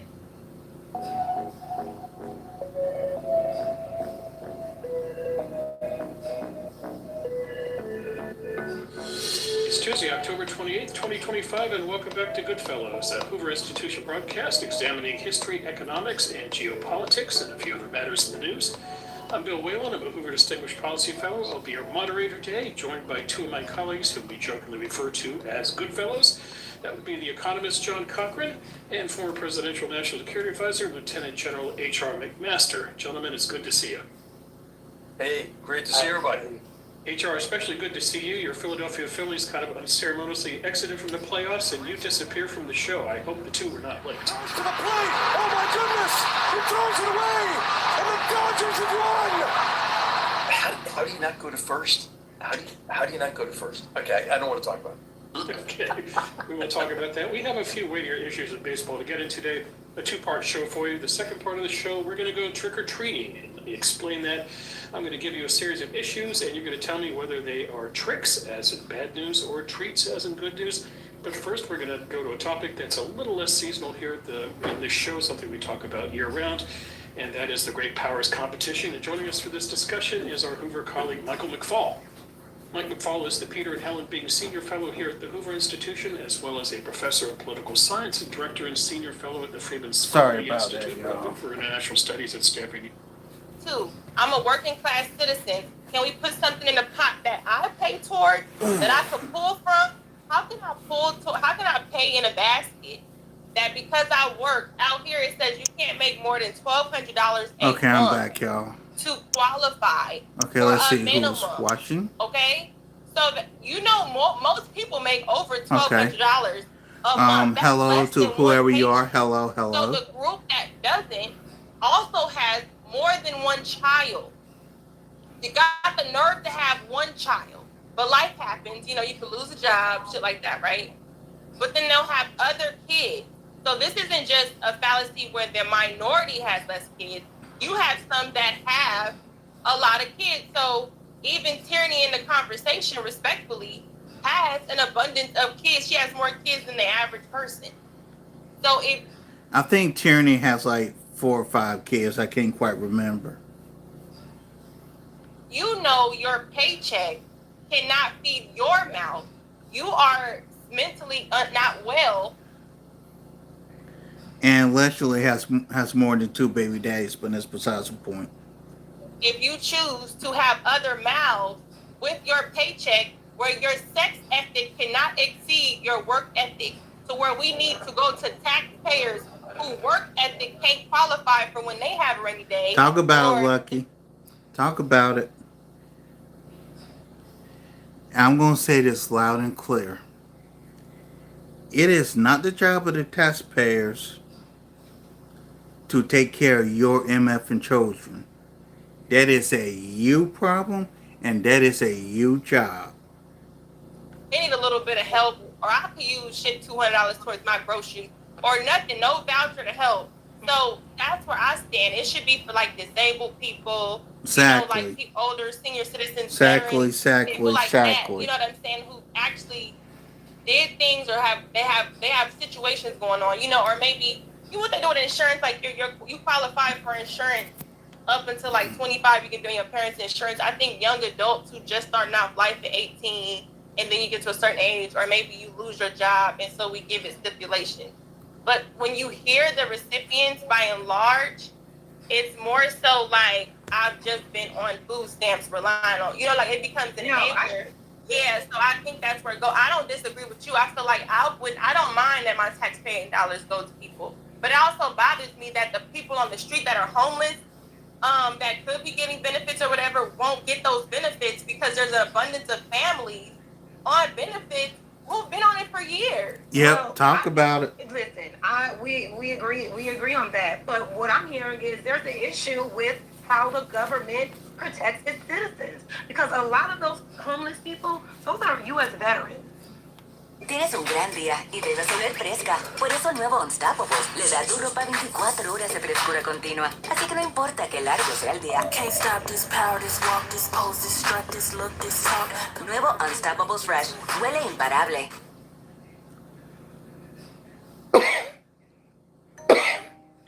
It's time. Welcome to today's webinar on dialogue design and unlocking empathy with a Homeless people, those are U.S. veterans. We say we are so patriotic.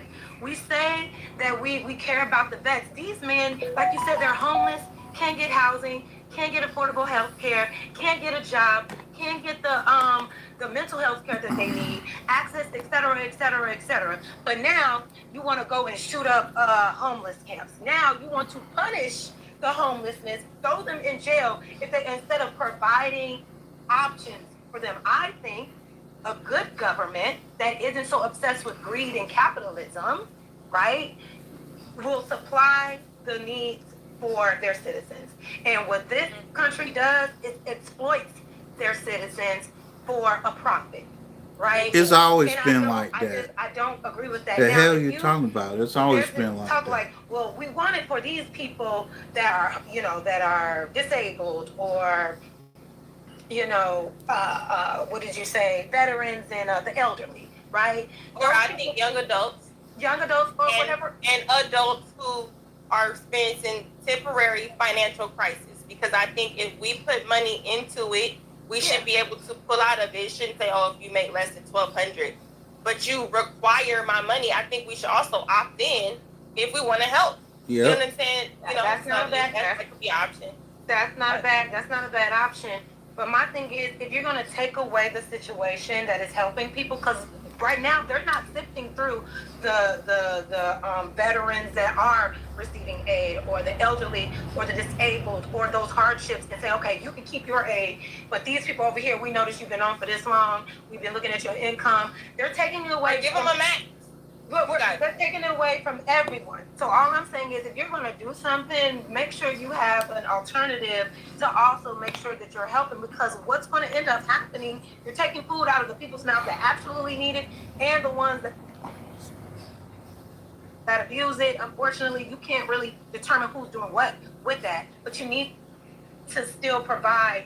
You need to have a supplement, something to supplement the loss that you're going to impact. Look, I believe that there should be safety nets for people who fall on hard times. But the problem is that there are some people that get the safety nets and want to take advantage of the safety nets. That right there is where the problem comes in. Onto people, and they're not doing that at all. And there's no way to determine that. And I just don't think that it is wise for people who have never been on government assistance, who don't really understand, to sit on like this pedestalized high horse and say, you need to just go get a job. You're just lazy. Parameters, sure. And another thing about the parameters, go ahead and get on EBT, but the government should also give you like an end date. Okay, this is your situation right now. We'll give you these amount of benefits for right now. Like, say if this is like, I'm single, I'm just trying to figure it out, and I still need assistance. I'm working a part-time job, whatever the case may be. They should have some type of organization that's designed for you to get off of that EBT. So now we're going to set up with you finding a decent job that is going to help you to sustain yourself. We're going to, job placement, skill certification opportunities, like set me up for greatness, help me, but also, sure, give me the parameter and say, okay, I got until this time. They do have those programs, though. And I will say that the welfare office has those programs. You show up. Most people do not show up because they got other to do. So they do have that. So they definitely have, okay, and it should be, you need to go to these programs. But I think unless something is mentally wrong with you, or you were raised in a group home or something, you know how to get a fucking job. You know how to get to, just like you know how to get more dick for these kids. So I don't want to hear that shit. But let's get. Where did our money go? When you interrupted her. No, I didn't. I'm sorry. Go ahead. Go. Okay. When they cut off the food stamps, where y'all think y'all money going? When they cut off food stamps, when they cut off Section 8 vouchers, because it's not just for black people, because I think that's what's in your mind. A lot of these old Really, people are on Tyranny? that stuff because they can't work, disability. When they cut that stuff off for the disabled, where do you think your taxes are still going? It's still going in that rich man pocket, but nobody's complaining about that shit. You're only complaining about the black people pocket that it's going into because of the mental abuse that you got growing up to thinking black people were lazy. So stop it. Go ahead. You just said black men was lazy.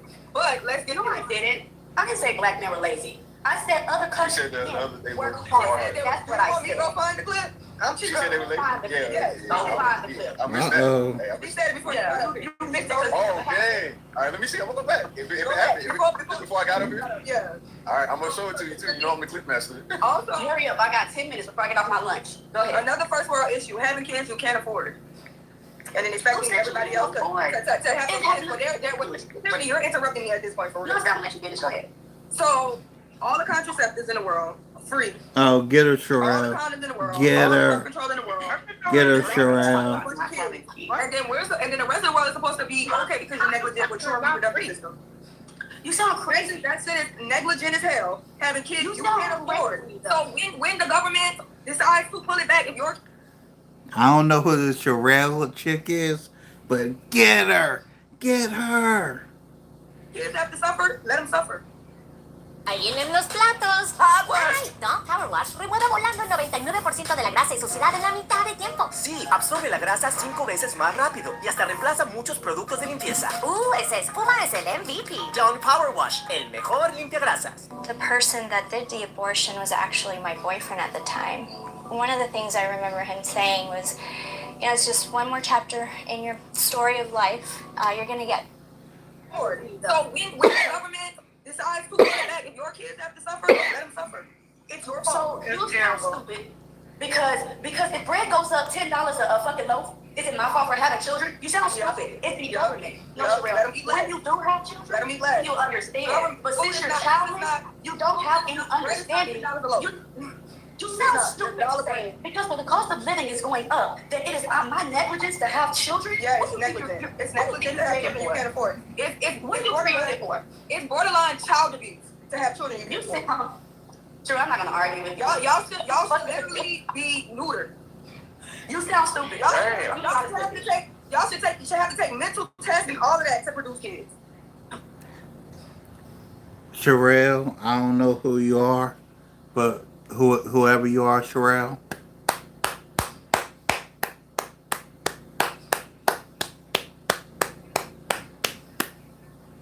Thank you. And I co-signed everything you just said, sister. And I wonder how many kids she has with that mentality. Yeah, I kind of I do agree. Hold on. Oh. She said they should be neutered. Yes, That's exactly what we did not want to happen. I just think I do agree that if you're aware that you are in dire straits and you are basically in poverty, you don't need to be bringing kids in the world. But to say to back big neutered is crazy. Neutered is nuts. But to piggyback off that, the reason why so many poor people have kids is because that's all they got time to do, unfortunately. Not making an excuse. Which means that you have no work ethic and you want me to feel sorry for your Talk about it, Lucky. Talk about it, Lucky. Talk about it. You should always want to, Okay, so Sherelle does not have children, personally knowing. But the thing is, I said Sherelle doesn't have children. That's the girl on the right. But the thing is that I do agree with the fact, and even in my live stream, that it is abusive. Neglect is a form of abuse. And sometimes we don't acknowledge certain abuse because it's not just physical. But these children, you're not able to think, you're not able to learn, you're not able to. You have behavioral issues when you're not able to get the right nutrients. Even still, right? When you see these people, the fact that you don't have it in your mind to, when you have that first child, to do the best you can to provide for them. We think, oh, as long as I can feed them and put some half-ass decent clothes on them, I'm raising them and I get them to school. That's not it. That's not raising that kid, because then you're having other children and you're saying, feel sorry for me. It's hard out here. Most of the issues and the things in our lives that makes it hard are our decisions. Is literally our decision. So if it was hard with the first one, or maybe you was in a good financial spot, which really that is not the case, because even a person who had a good career or a good supportive family or a good relationship with a man or a woman, even when they fall off, it don't look like some of these people's fall off when they have multiple kids. You know what I'm saying? They kind of generally know what to do. The fact that people who are in a situation finds themselves to lay on their back and have other children, there has to be something mentally wrong with people who are in impoverished situations that I'm willing to look into, not even being funny. Because that dates back to that documentary I did, I was saying before, years ago in like 1970 something, in the project. They were having multiple children and they weren't even out of school yet, but they had no father. They barely had any education. You know, some of them didn't want to go to school because they felt dumb or whatever it may be.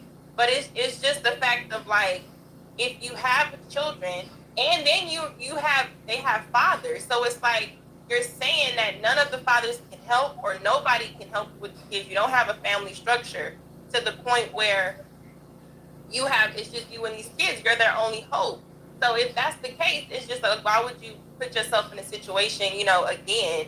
So I think that's where it gets harder for people. So, and I think that goes on the government. There should be, look, we can help you with your first kid, and then if you have another a child that you want to apply to put on the system within a year or within an X amount of years that you can't afford, we need to look into you as a person and figure out, why do you keep having children you keep asking us to help with you with.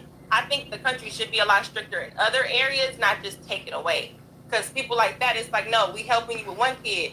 Then you need to submit some sort of evaluation as to why can't you have children. Because then we don't want to be the big scary government that says you need to have your kids, or abort, pro-choice. That's when you get into that conversation. You don't want to be controlling what you do with your body, but goddamn, you keep coming over here asking me for help while you being free to do with your body. You also can take your body to work. You also can, do some other shit. Exactly. Like, I don't know, but yeah. If you're able-bodied, oh Lord, excuse me. If you're able-bodied, go work. But this is what I'm saying. You don't say nothing about the body. The Tide Boosted Test. Oh my goodness. Got an A+ stain maker? Try Tide. It's boosted. Regular detergent can't match Tide's Boosted Clean. Yeah. It's cleaner, whiter, brighter, and fresher. It's got to be Tide. Boosted. With the new IHOP value menu, $6 is all it takes to go to your happy place. Or your breakfast faves like pancakes, eggs, and bacon, or French toast with sausage and eggs are all just $6. The new value menu, every day at IHOP. About the body, have kids, is ridiculous. So again, because rent is $1,500 for one bedroom, I'm negligent for having a family. Mm-hmm. Your acre is the wrong people. If you can't afford, So if you can't afford it. No, baby. You're okay with being a single woman. I love being a mother. I love being a mother. And that's why I work. That's why I have a education. I'm not trying to. My kids ain't gonna be What? About Trump doing what Trump. Well, Tyranny, I am. What? Oh, I almost forgot. It was at this point they realized that Tyranny was in the chat.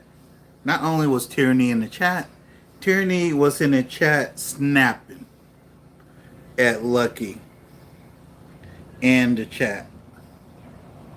Let's play. So happy you are here and you are at work. I hope you are working those extra hours so you can't, cry about EBT. Let's keep going. That's what Trump gonna do.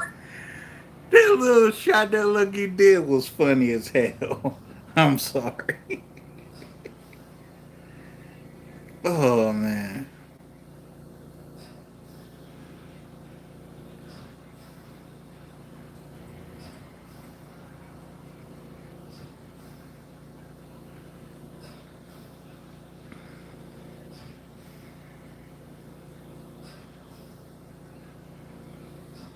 But it's just you want to be dependent on a country to have kids you can't take care of, and then Oop, expect the same get her, country get her, when you were thinking Sherelle, the get next way her, to take care of you and get her, your little Sherelle, with get your her.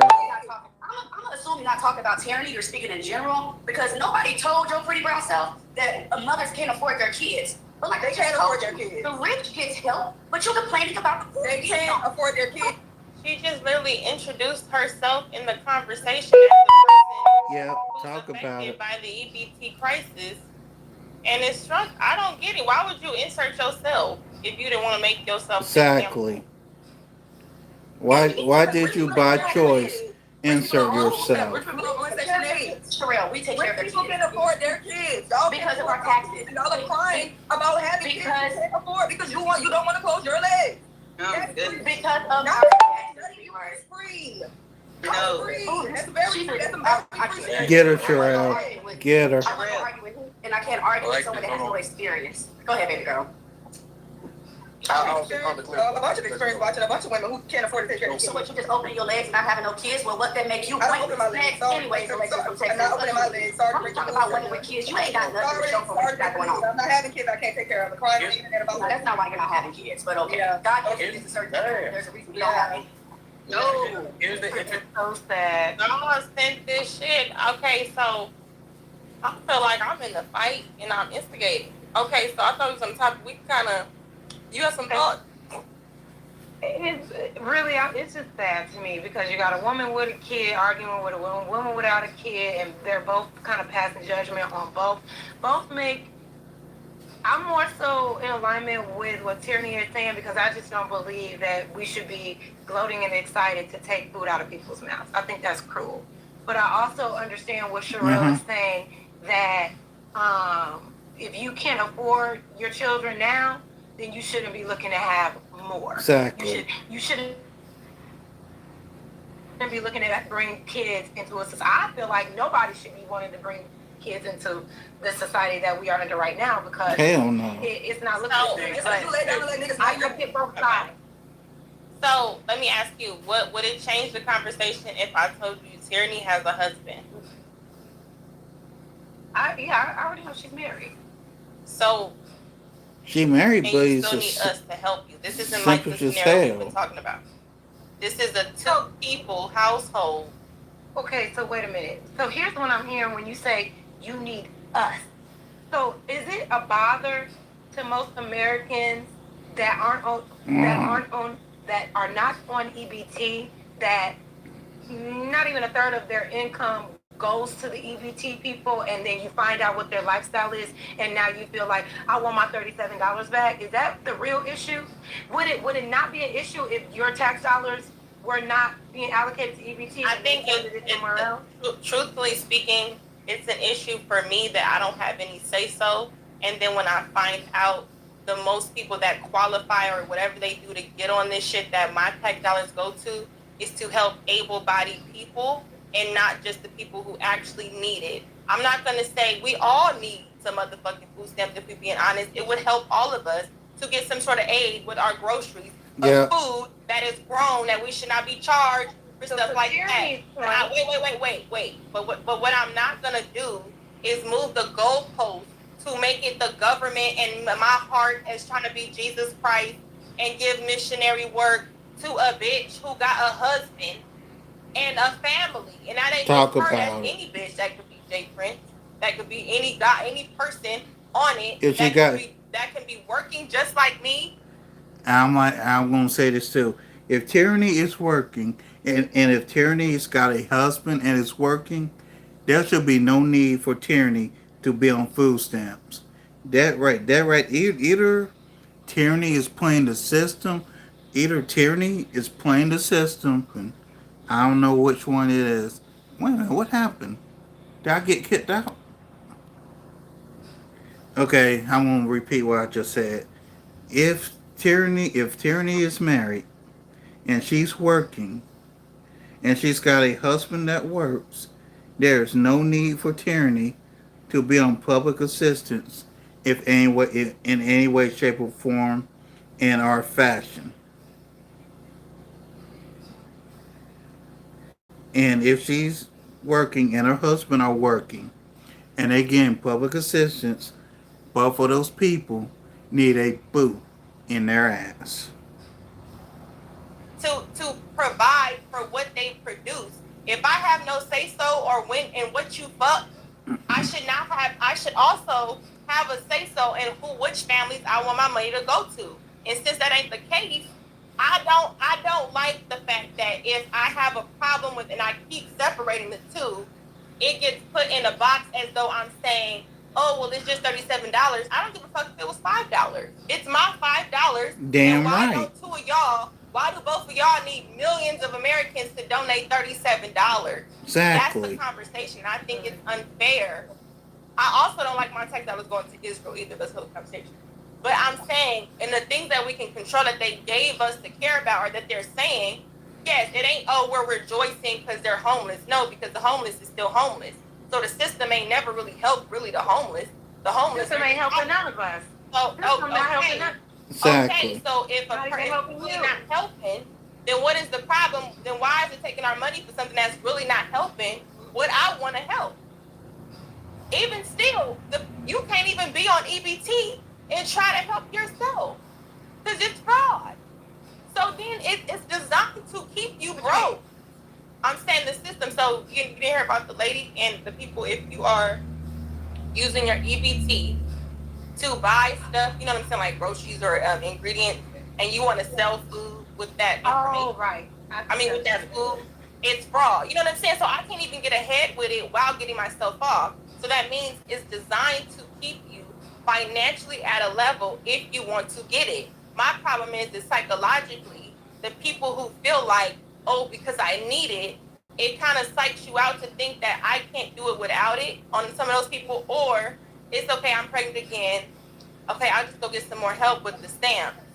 It's like a clutch. It's something that they rely on that they know will be there if they make these decisions. So what I'm saying is, Yeah. I just believe if you take this away, maybe we can get some regulation. But I hate that the conversation is always none of it or all of it. You know what I'm saying? Like that's why I said I agree with stipulations on stuff. Like even when it comes to abortion.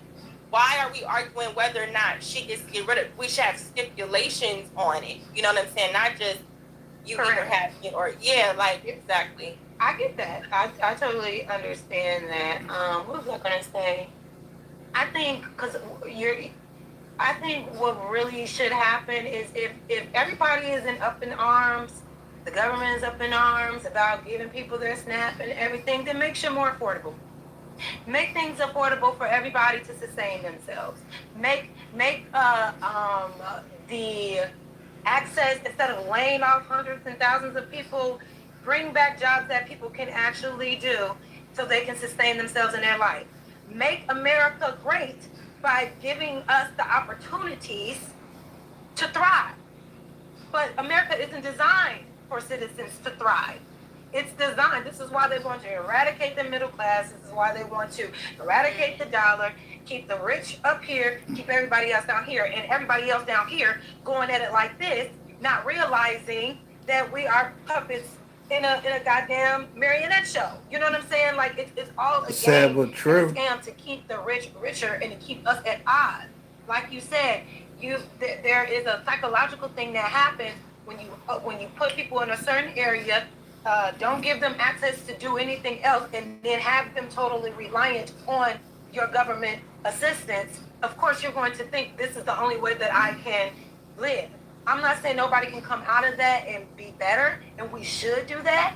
We should absolutely want better for ourselves. We should. But if we are in a country where we have to rely on all these systems to go to work, to make our own money, to go get educated, then they should make it affordable for their citizens to have access to if their plan is to really see everybody thrive.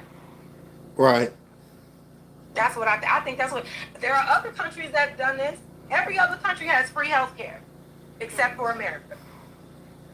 There are other countries. Well, yeah, because I think I was always with my. And the only reason why we don't, if I could just say this, the only reason why we don't have free health care is because once black people were able to apply for health care, they wanted to charge niggas.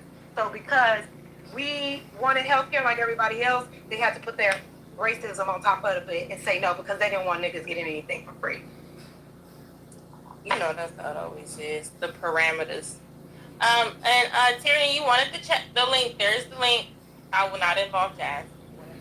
Address your concerns with me. Let's keep going. Your body don't make you special. And it's gonna get interesting. They also put a ring on it. Where's your ring? If I were to marry They also put a ring on it. Tyranny, I'd have a ring. They also put a ring on it. Let me ask you a question. I would What have. y'all willing to do? What y'all willing to do? Y'all willing to finish the conversation or disparage each other?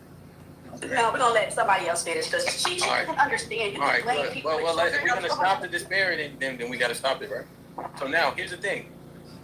Here's what's interesting to me about the statement. You remove people from it, assess the statement, right?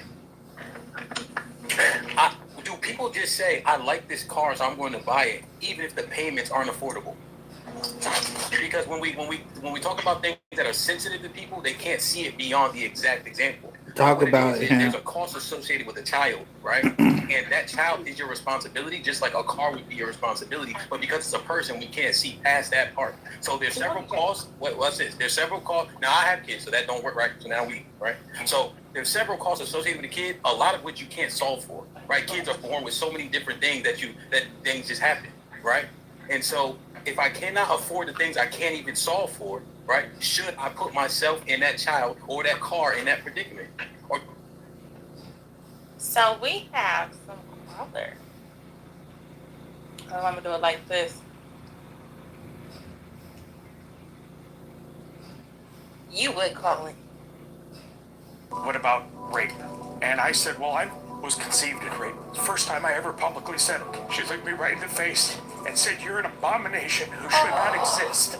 The circumstances of my conception do not determine my worth as a human being. I have a right to life, and the sins of my father do not fall on me.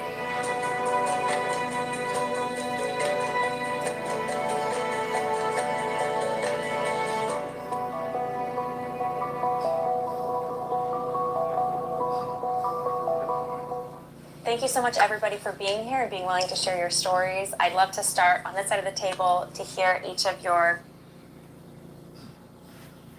You would call it. Shout out to you. Yo, what up? What did you want to add? I actually had something about the part previous to this, but if you just talking about this, we can talk about this. Yeah, and Tierney's in the back. Tierney, do you want me to drop Fantastic? Oh God. I knew she would. You want to? Hello, Tierney. So what's up? Here we go. Right, I did. Because I heard a lot of, calling me bitch and a lot of negative assumptions, stupid assumptions. So I was just trying to see, you guys have any questions you want answered, or are we just going off of what you want to go off on? Okay. So when I say bitch, how you want. Okay. So that's how you talk. So I kind of meet people, how they talk. So what did I say that you disagree with? Okay. Okay, well, I apologize for using bitch to sensationalize my point. But what did I say that you disagree with? Really, the bitch part. Secondly, I don't work. I think if you guys listen, I was currently at work. I'm currently at work now. I didn't say that you don't work. Again, it's about to get interesting. Let's keep listening. So a part of using you as an example for the EBT point was that in itself. You introduced yourself. So if you work and you're on EBT, you said yourself your check is not enough to even feed you. I didn't say that. I said if. You I did say gave you an that. example. I said let's Oh my God, Tyranny, you did say that. say I make 19 an hour. So are you on EBT? Oh, absolutely. And your check is your check enough? Now, back in the day when people used to ask people that question, people used to hide that question. But nowadays, they at the point they don't even try to hide it. Let's continue. Is your check enough that the government offers? Is your check enough to feed you and your family without EBT? Yes, it is. It's extra. So why are you on EBT? Tyranny. I don't know if Tyranny realizes it or not. You just admitted to skimming the system. You just admitted to a federal fraud. I don't know if Tyranny realized she just did that. Let's keep playing. Yeah, then I'm sorry. I'm back to where I was. I can't stand bitches like because it's available. It's available, and I qualify for it. So this Trump stuff. That is some BS that Jay Prince for president would say. You know something, Tyranny? For somebody who's who tries to claim that they better than JP for president, you're doing a poor job at showing that you're better than that. Let's continue.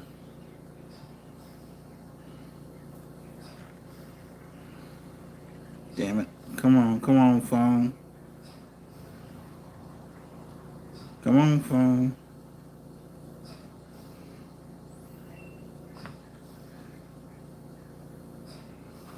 The whole point. So your job is just to feed you and your responsibilities, but you're using government assistance that can be going to someone else who needs it because you just can't. It goes to everybody. Nobody's declined that needs it. Anybody that qualifies receives it.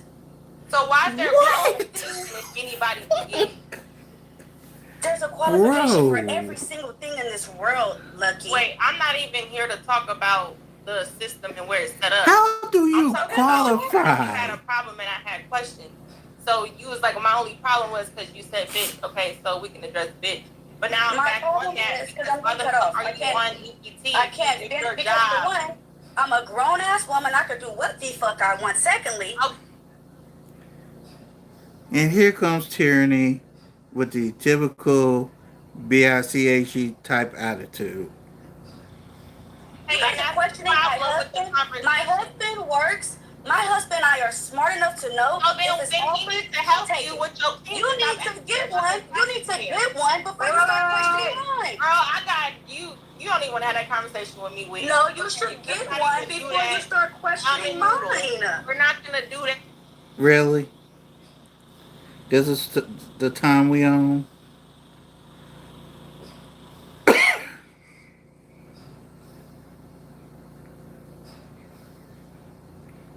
Let's continue. That whole thing trying to say, oh, well, you need to get one. Then stop talking about my husband. You're bragging on a nigga who, because he got you on EBT, bitch. No, he don't have me on shit. Got him, Lucky. Got him.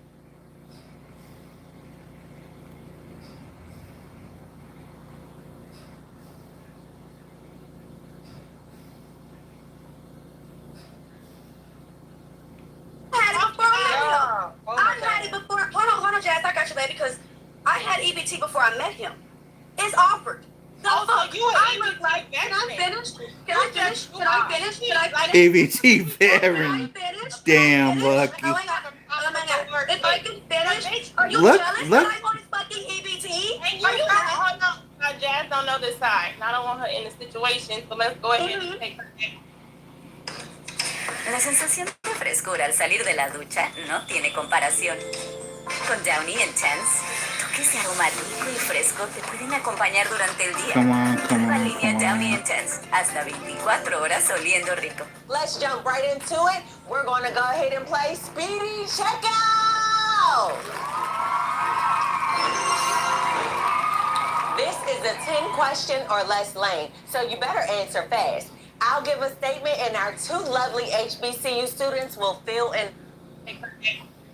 Go ahead, because you got a problem with what I'm on. Are you paying my motherfucking bill? I got a problem. Bitch, hell yeah.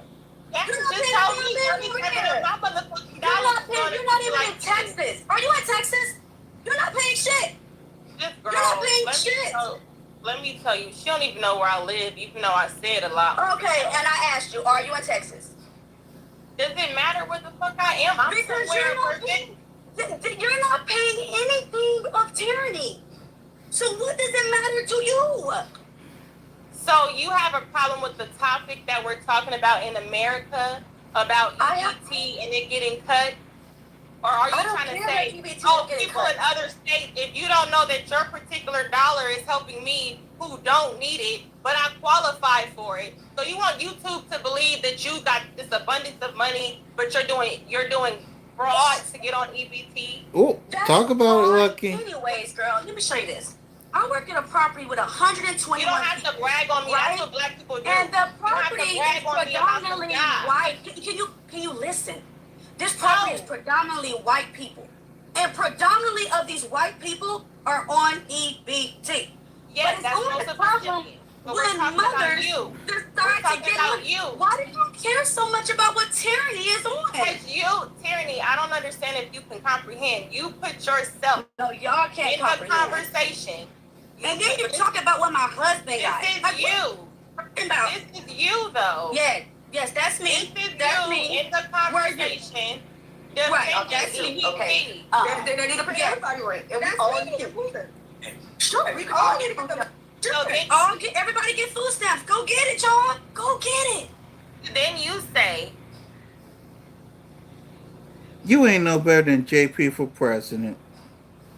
Ain't worth a damn.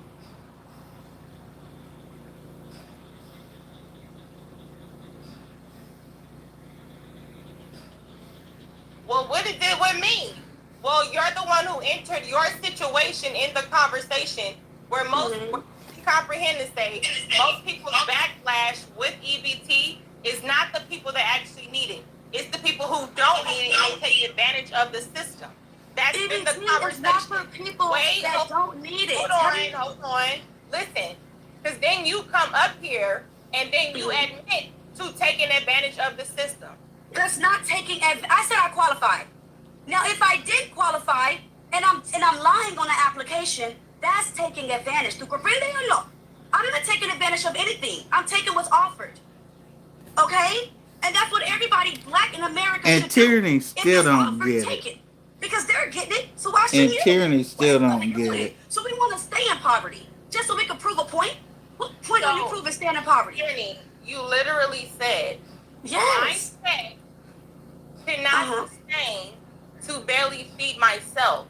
So are you saying you lied to prove that point? Because if you lied, wait. What's the lie? What's the lie? When you were on Hamp's panel, you said your job check is not enough to feed you. Now I'm saying, were you saying you were saying that just to make a point of something you don't fit the description of? I said, let's say I make $19 an hour, okay? And let's say that what I make isn't enough to feed an entire family, including rent, including gas. Y'all hear this bullshit, right? Including electricity, including insurance, everything. What the hell is wrong with people saying I need a little bit more assistance? Nothing. Oh, I am. I definitely am running that back. Run the tape. I don't come up here and hold on, Lucky. We don't know nothing about you. We don't know nothing about you, Lucky. But when a woman come up here and be honest about herself, people know when a woman be I know you got a son. Hold on.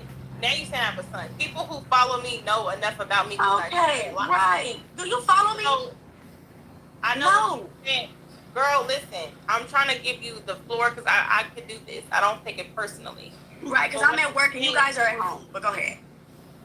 I work from home.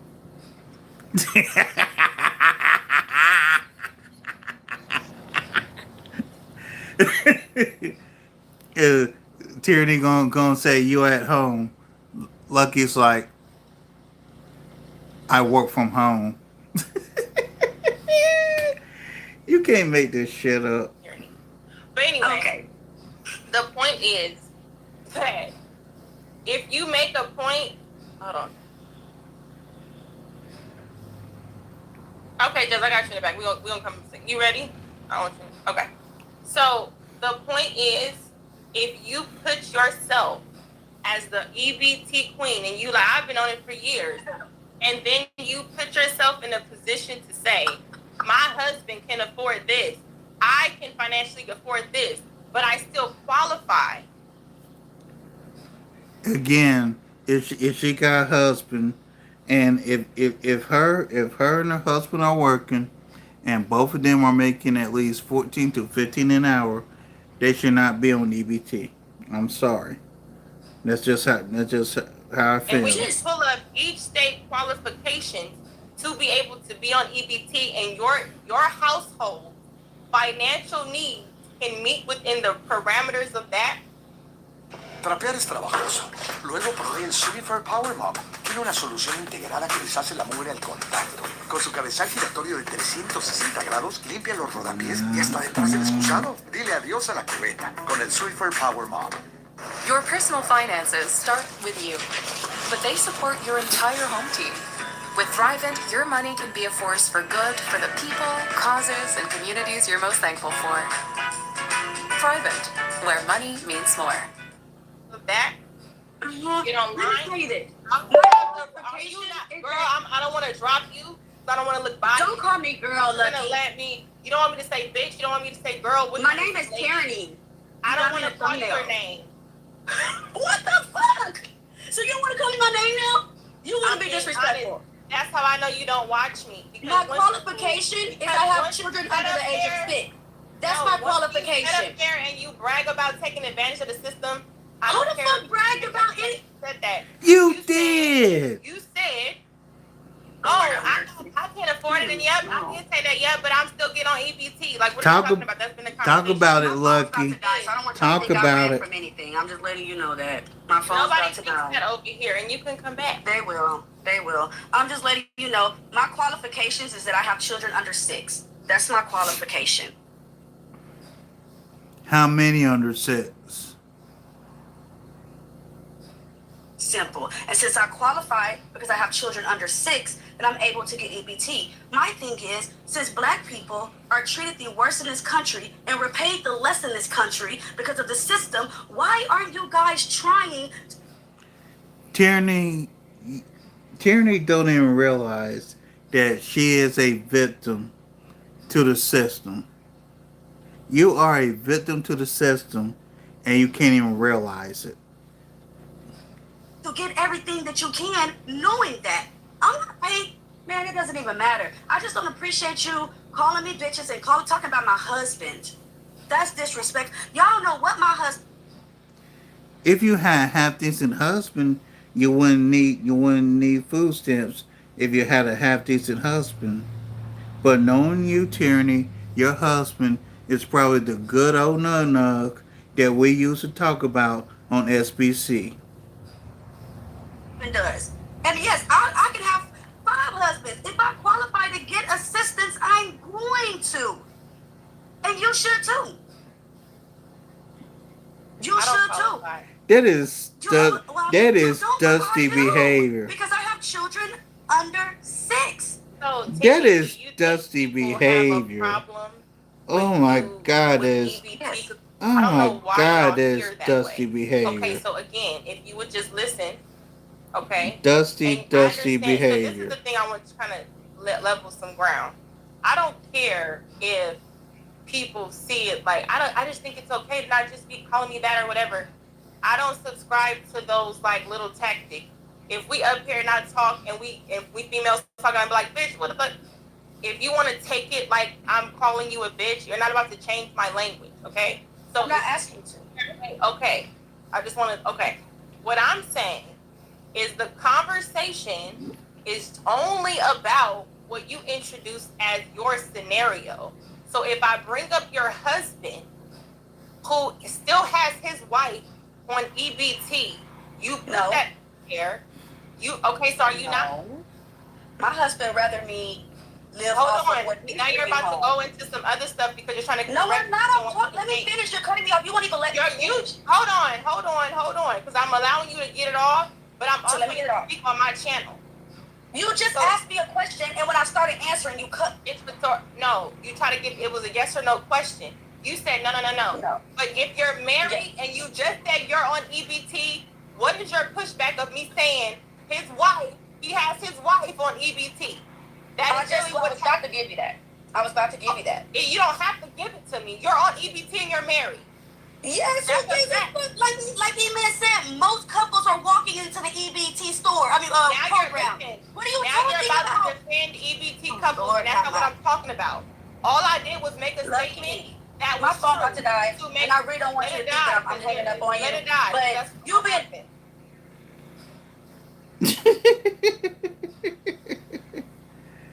Tyranny don't even realize she just admitted to committing fraud. Damn it. The person that did the abortion was actually my boyfriend at the time. One of the things I remember him saying was, it's just one more chapter in your story of life. You're going to get through it. The pain that I caused my wife is a sorrow that I'm going to carry with me the rest of my life.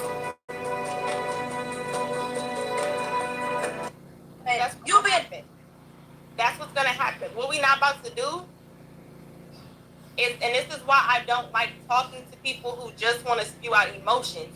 Listen to what you're saying. You put your situation in the conversation.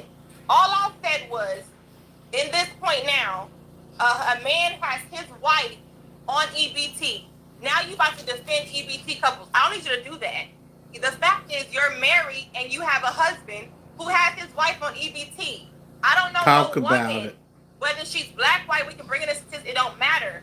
No woman no person who is proud to be on EBT unless you're from a certain demographic and group who thinks it's okay. I'm about to go scam the system. That sound like some PPP loan type of shit. Yep.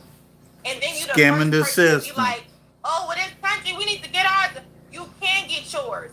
But we understand that because of discrimination that you want to speak to and these stereotypes, that we have to take the stereotype, take a different route, not fucking be lazy or just do enough or fraud to be on a system. And if stupid motherfuckers take that as me hating on people or why is she coming for bullying people, that's not what I'm saying.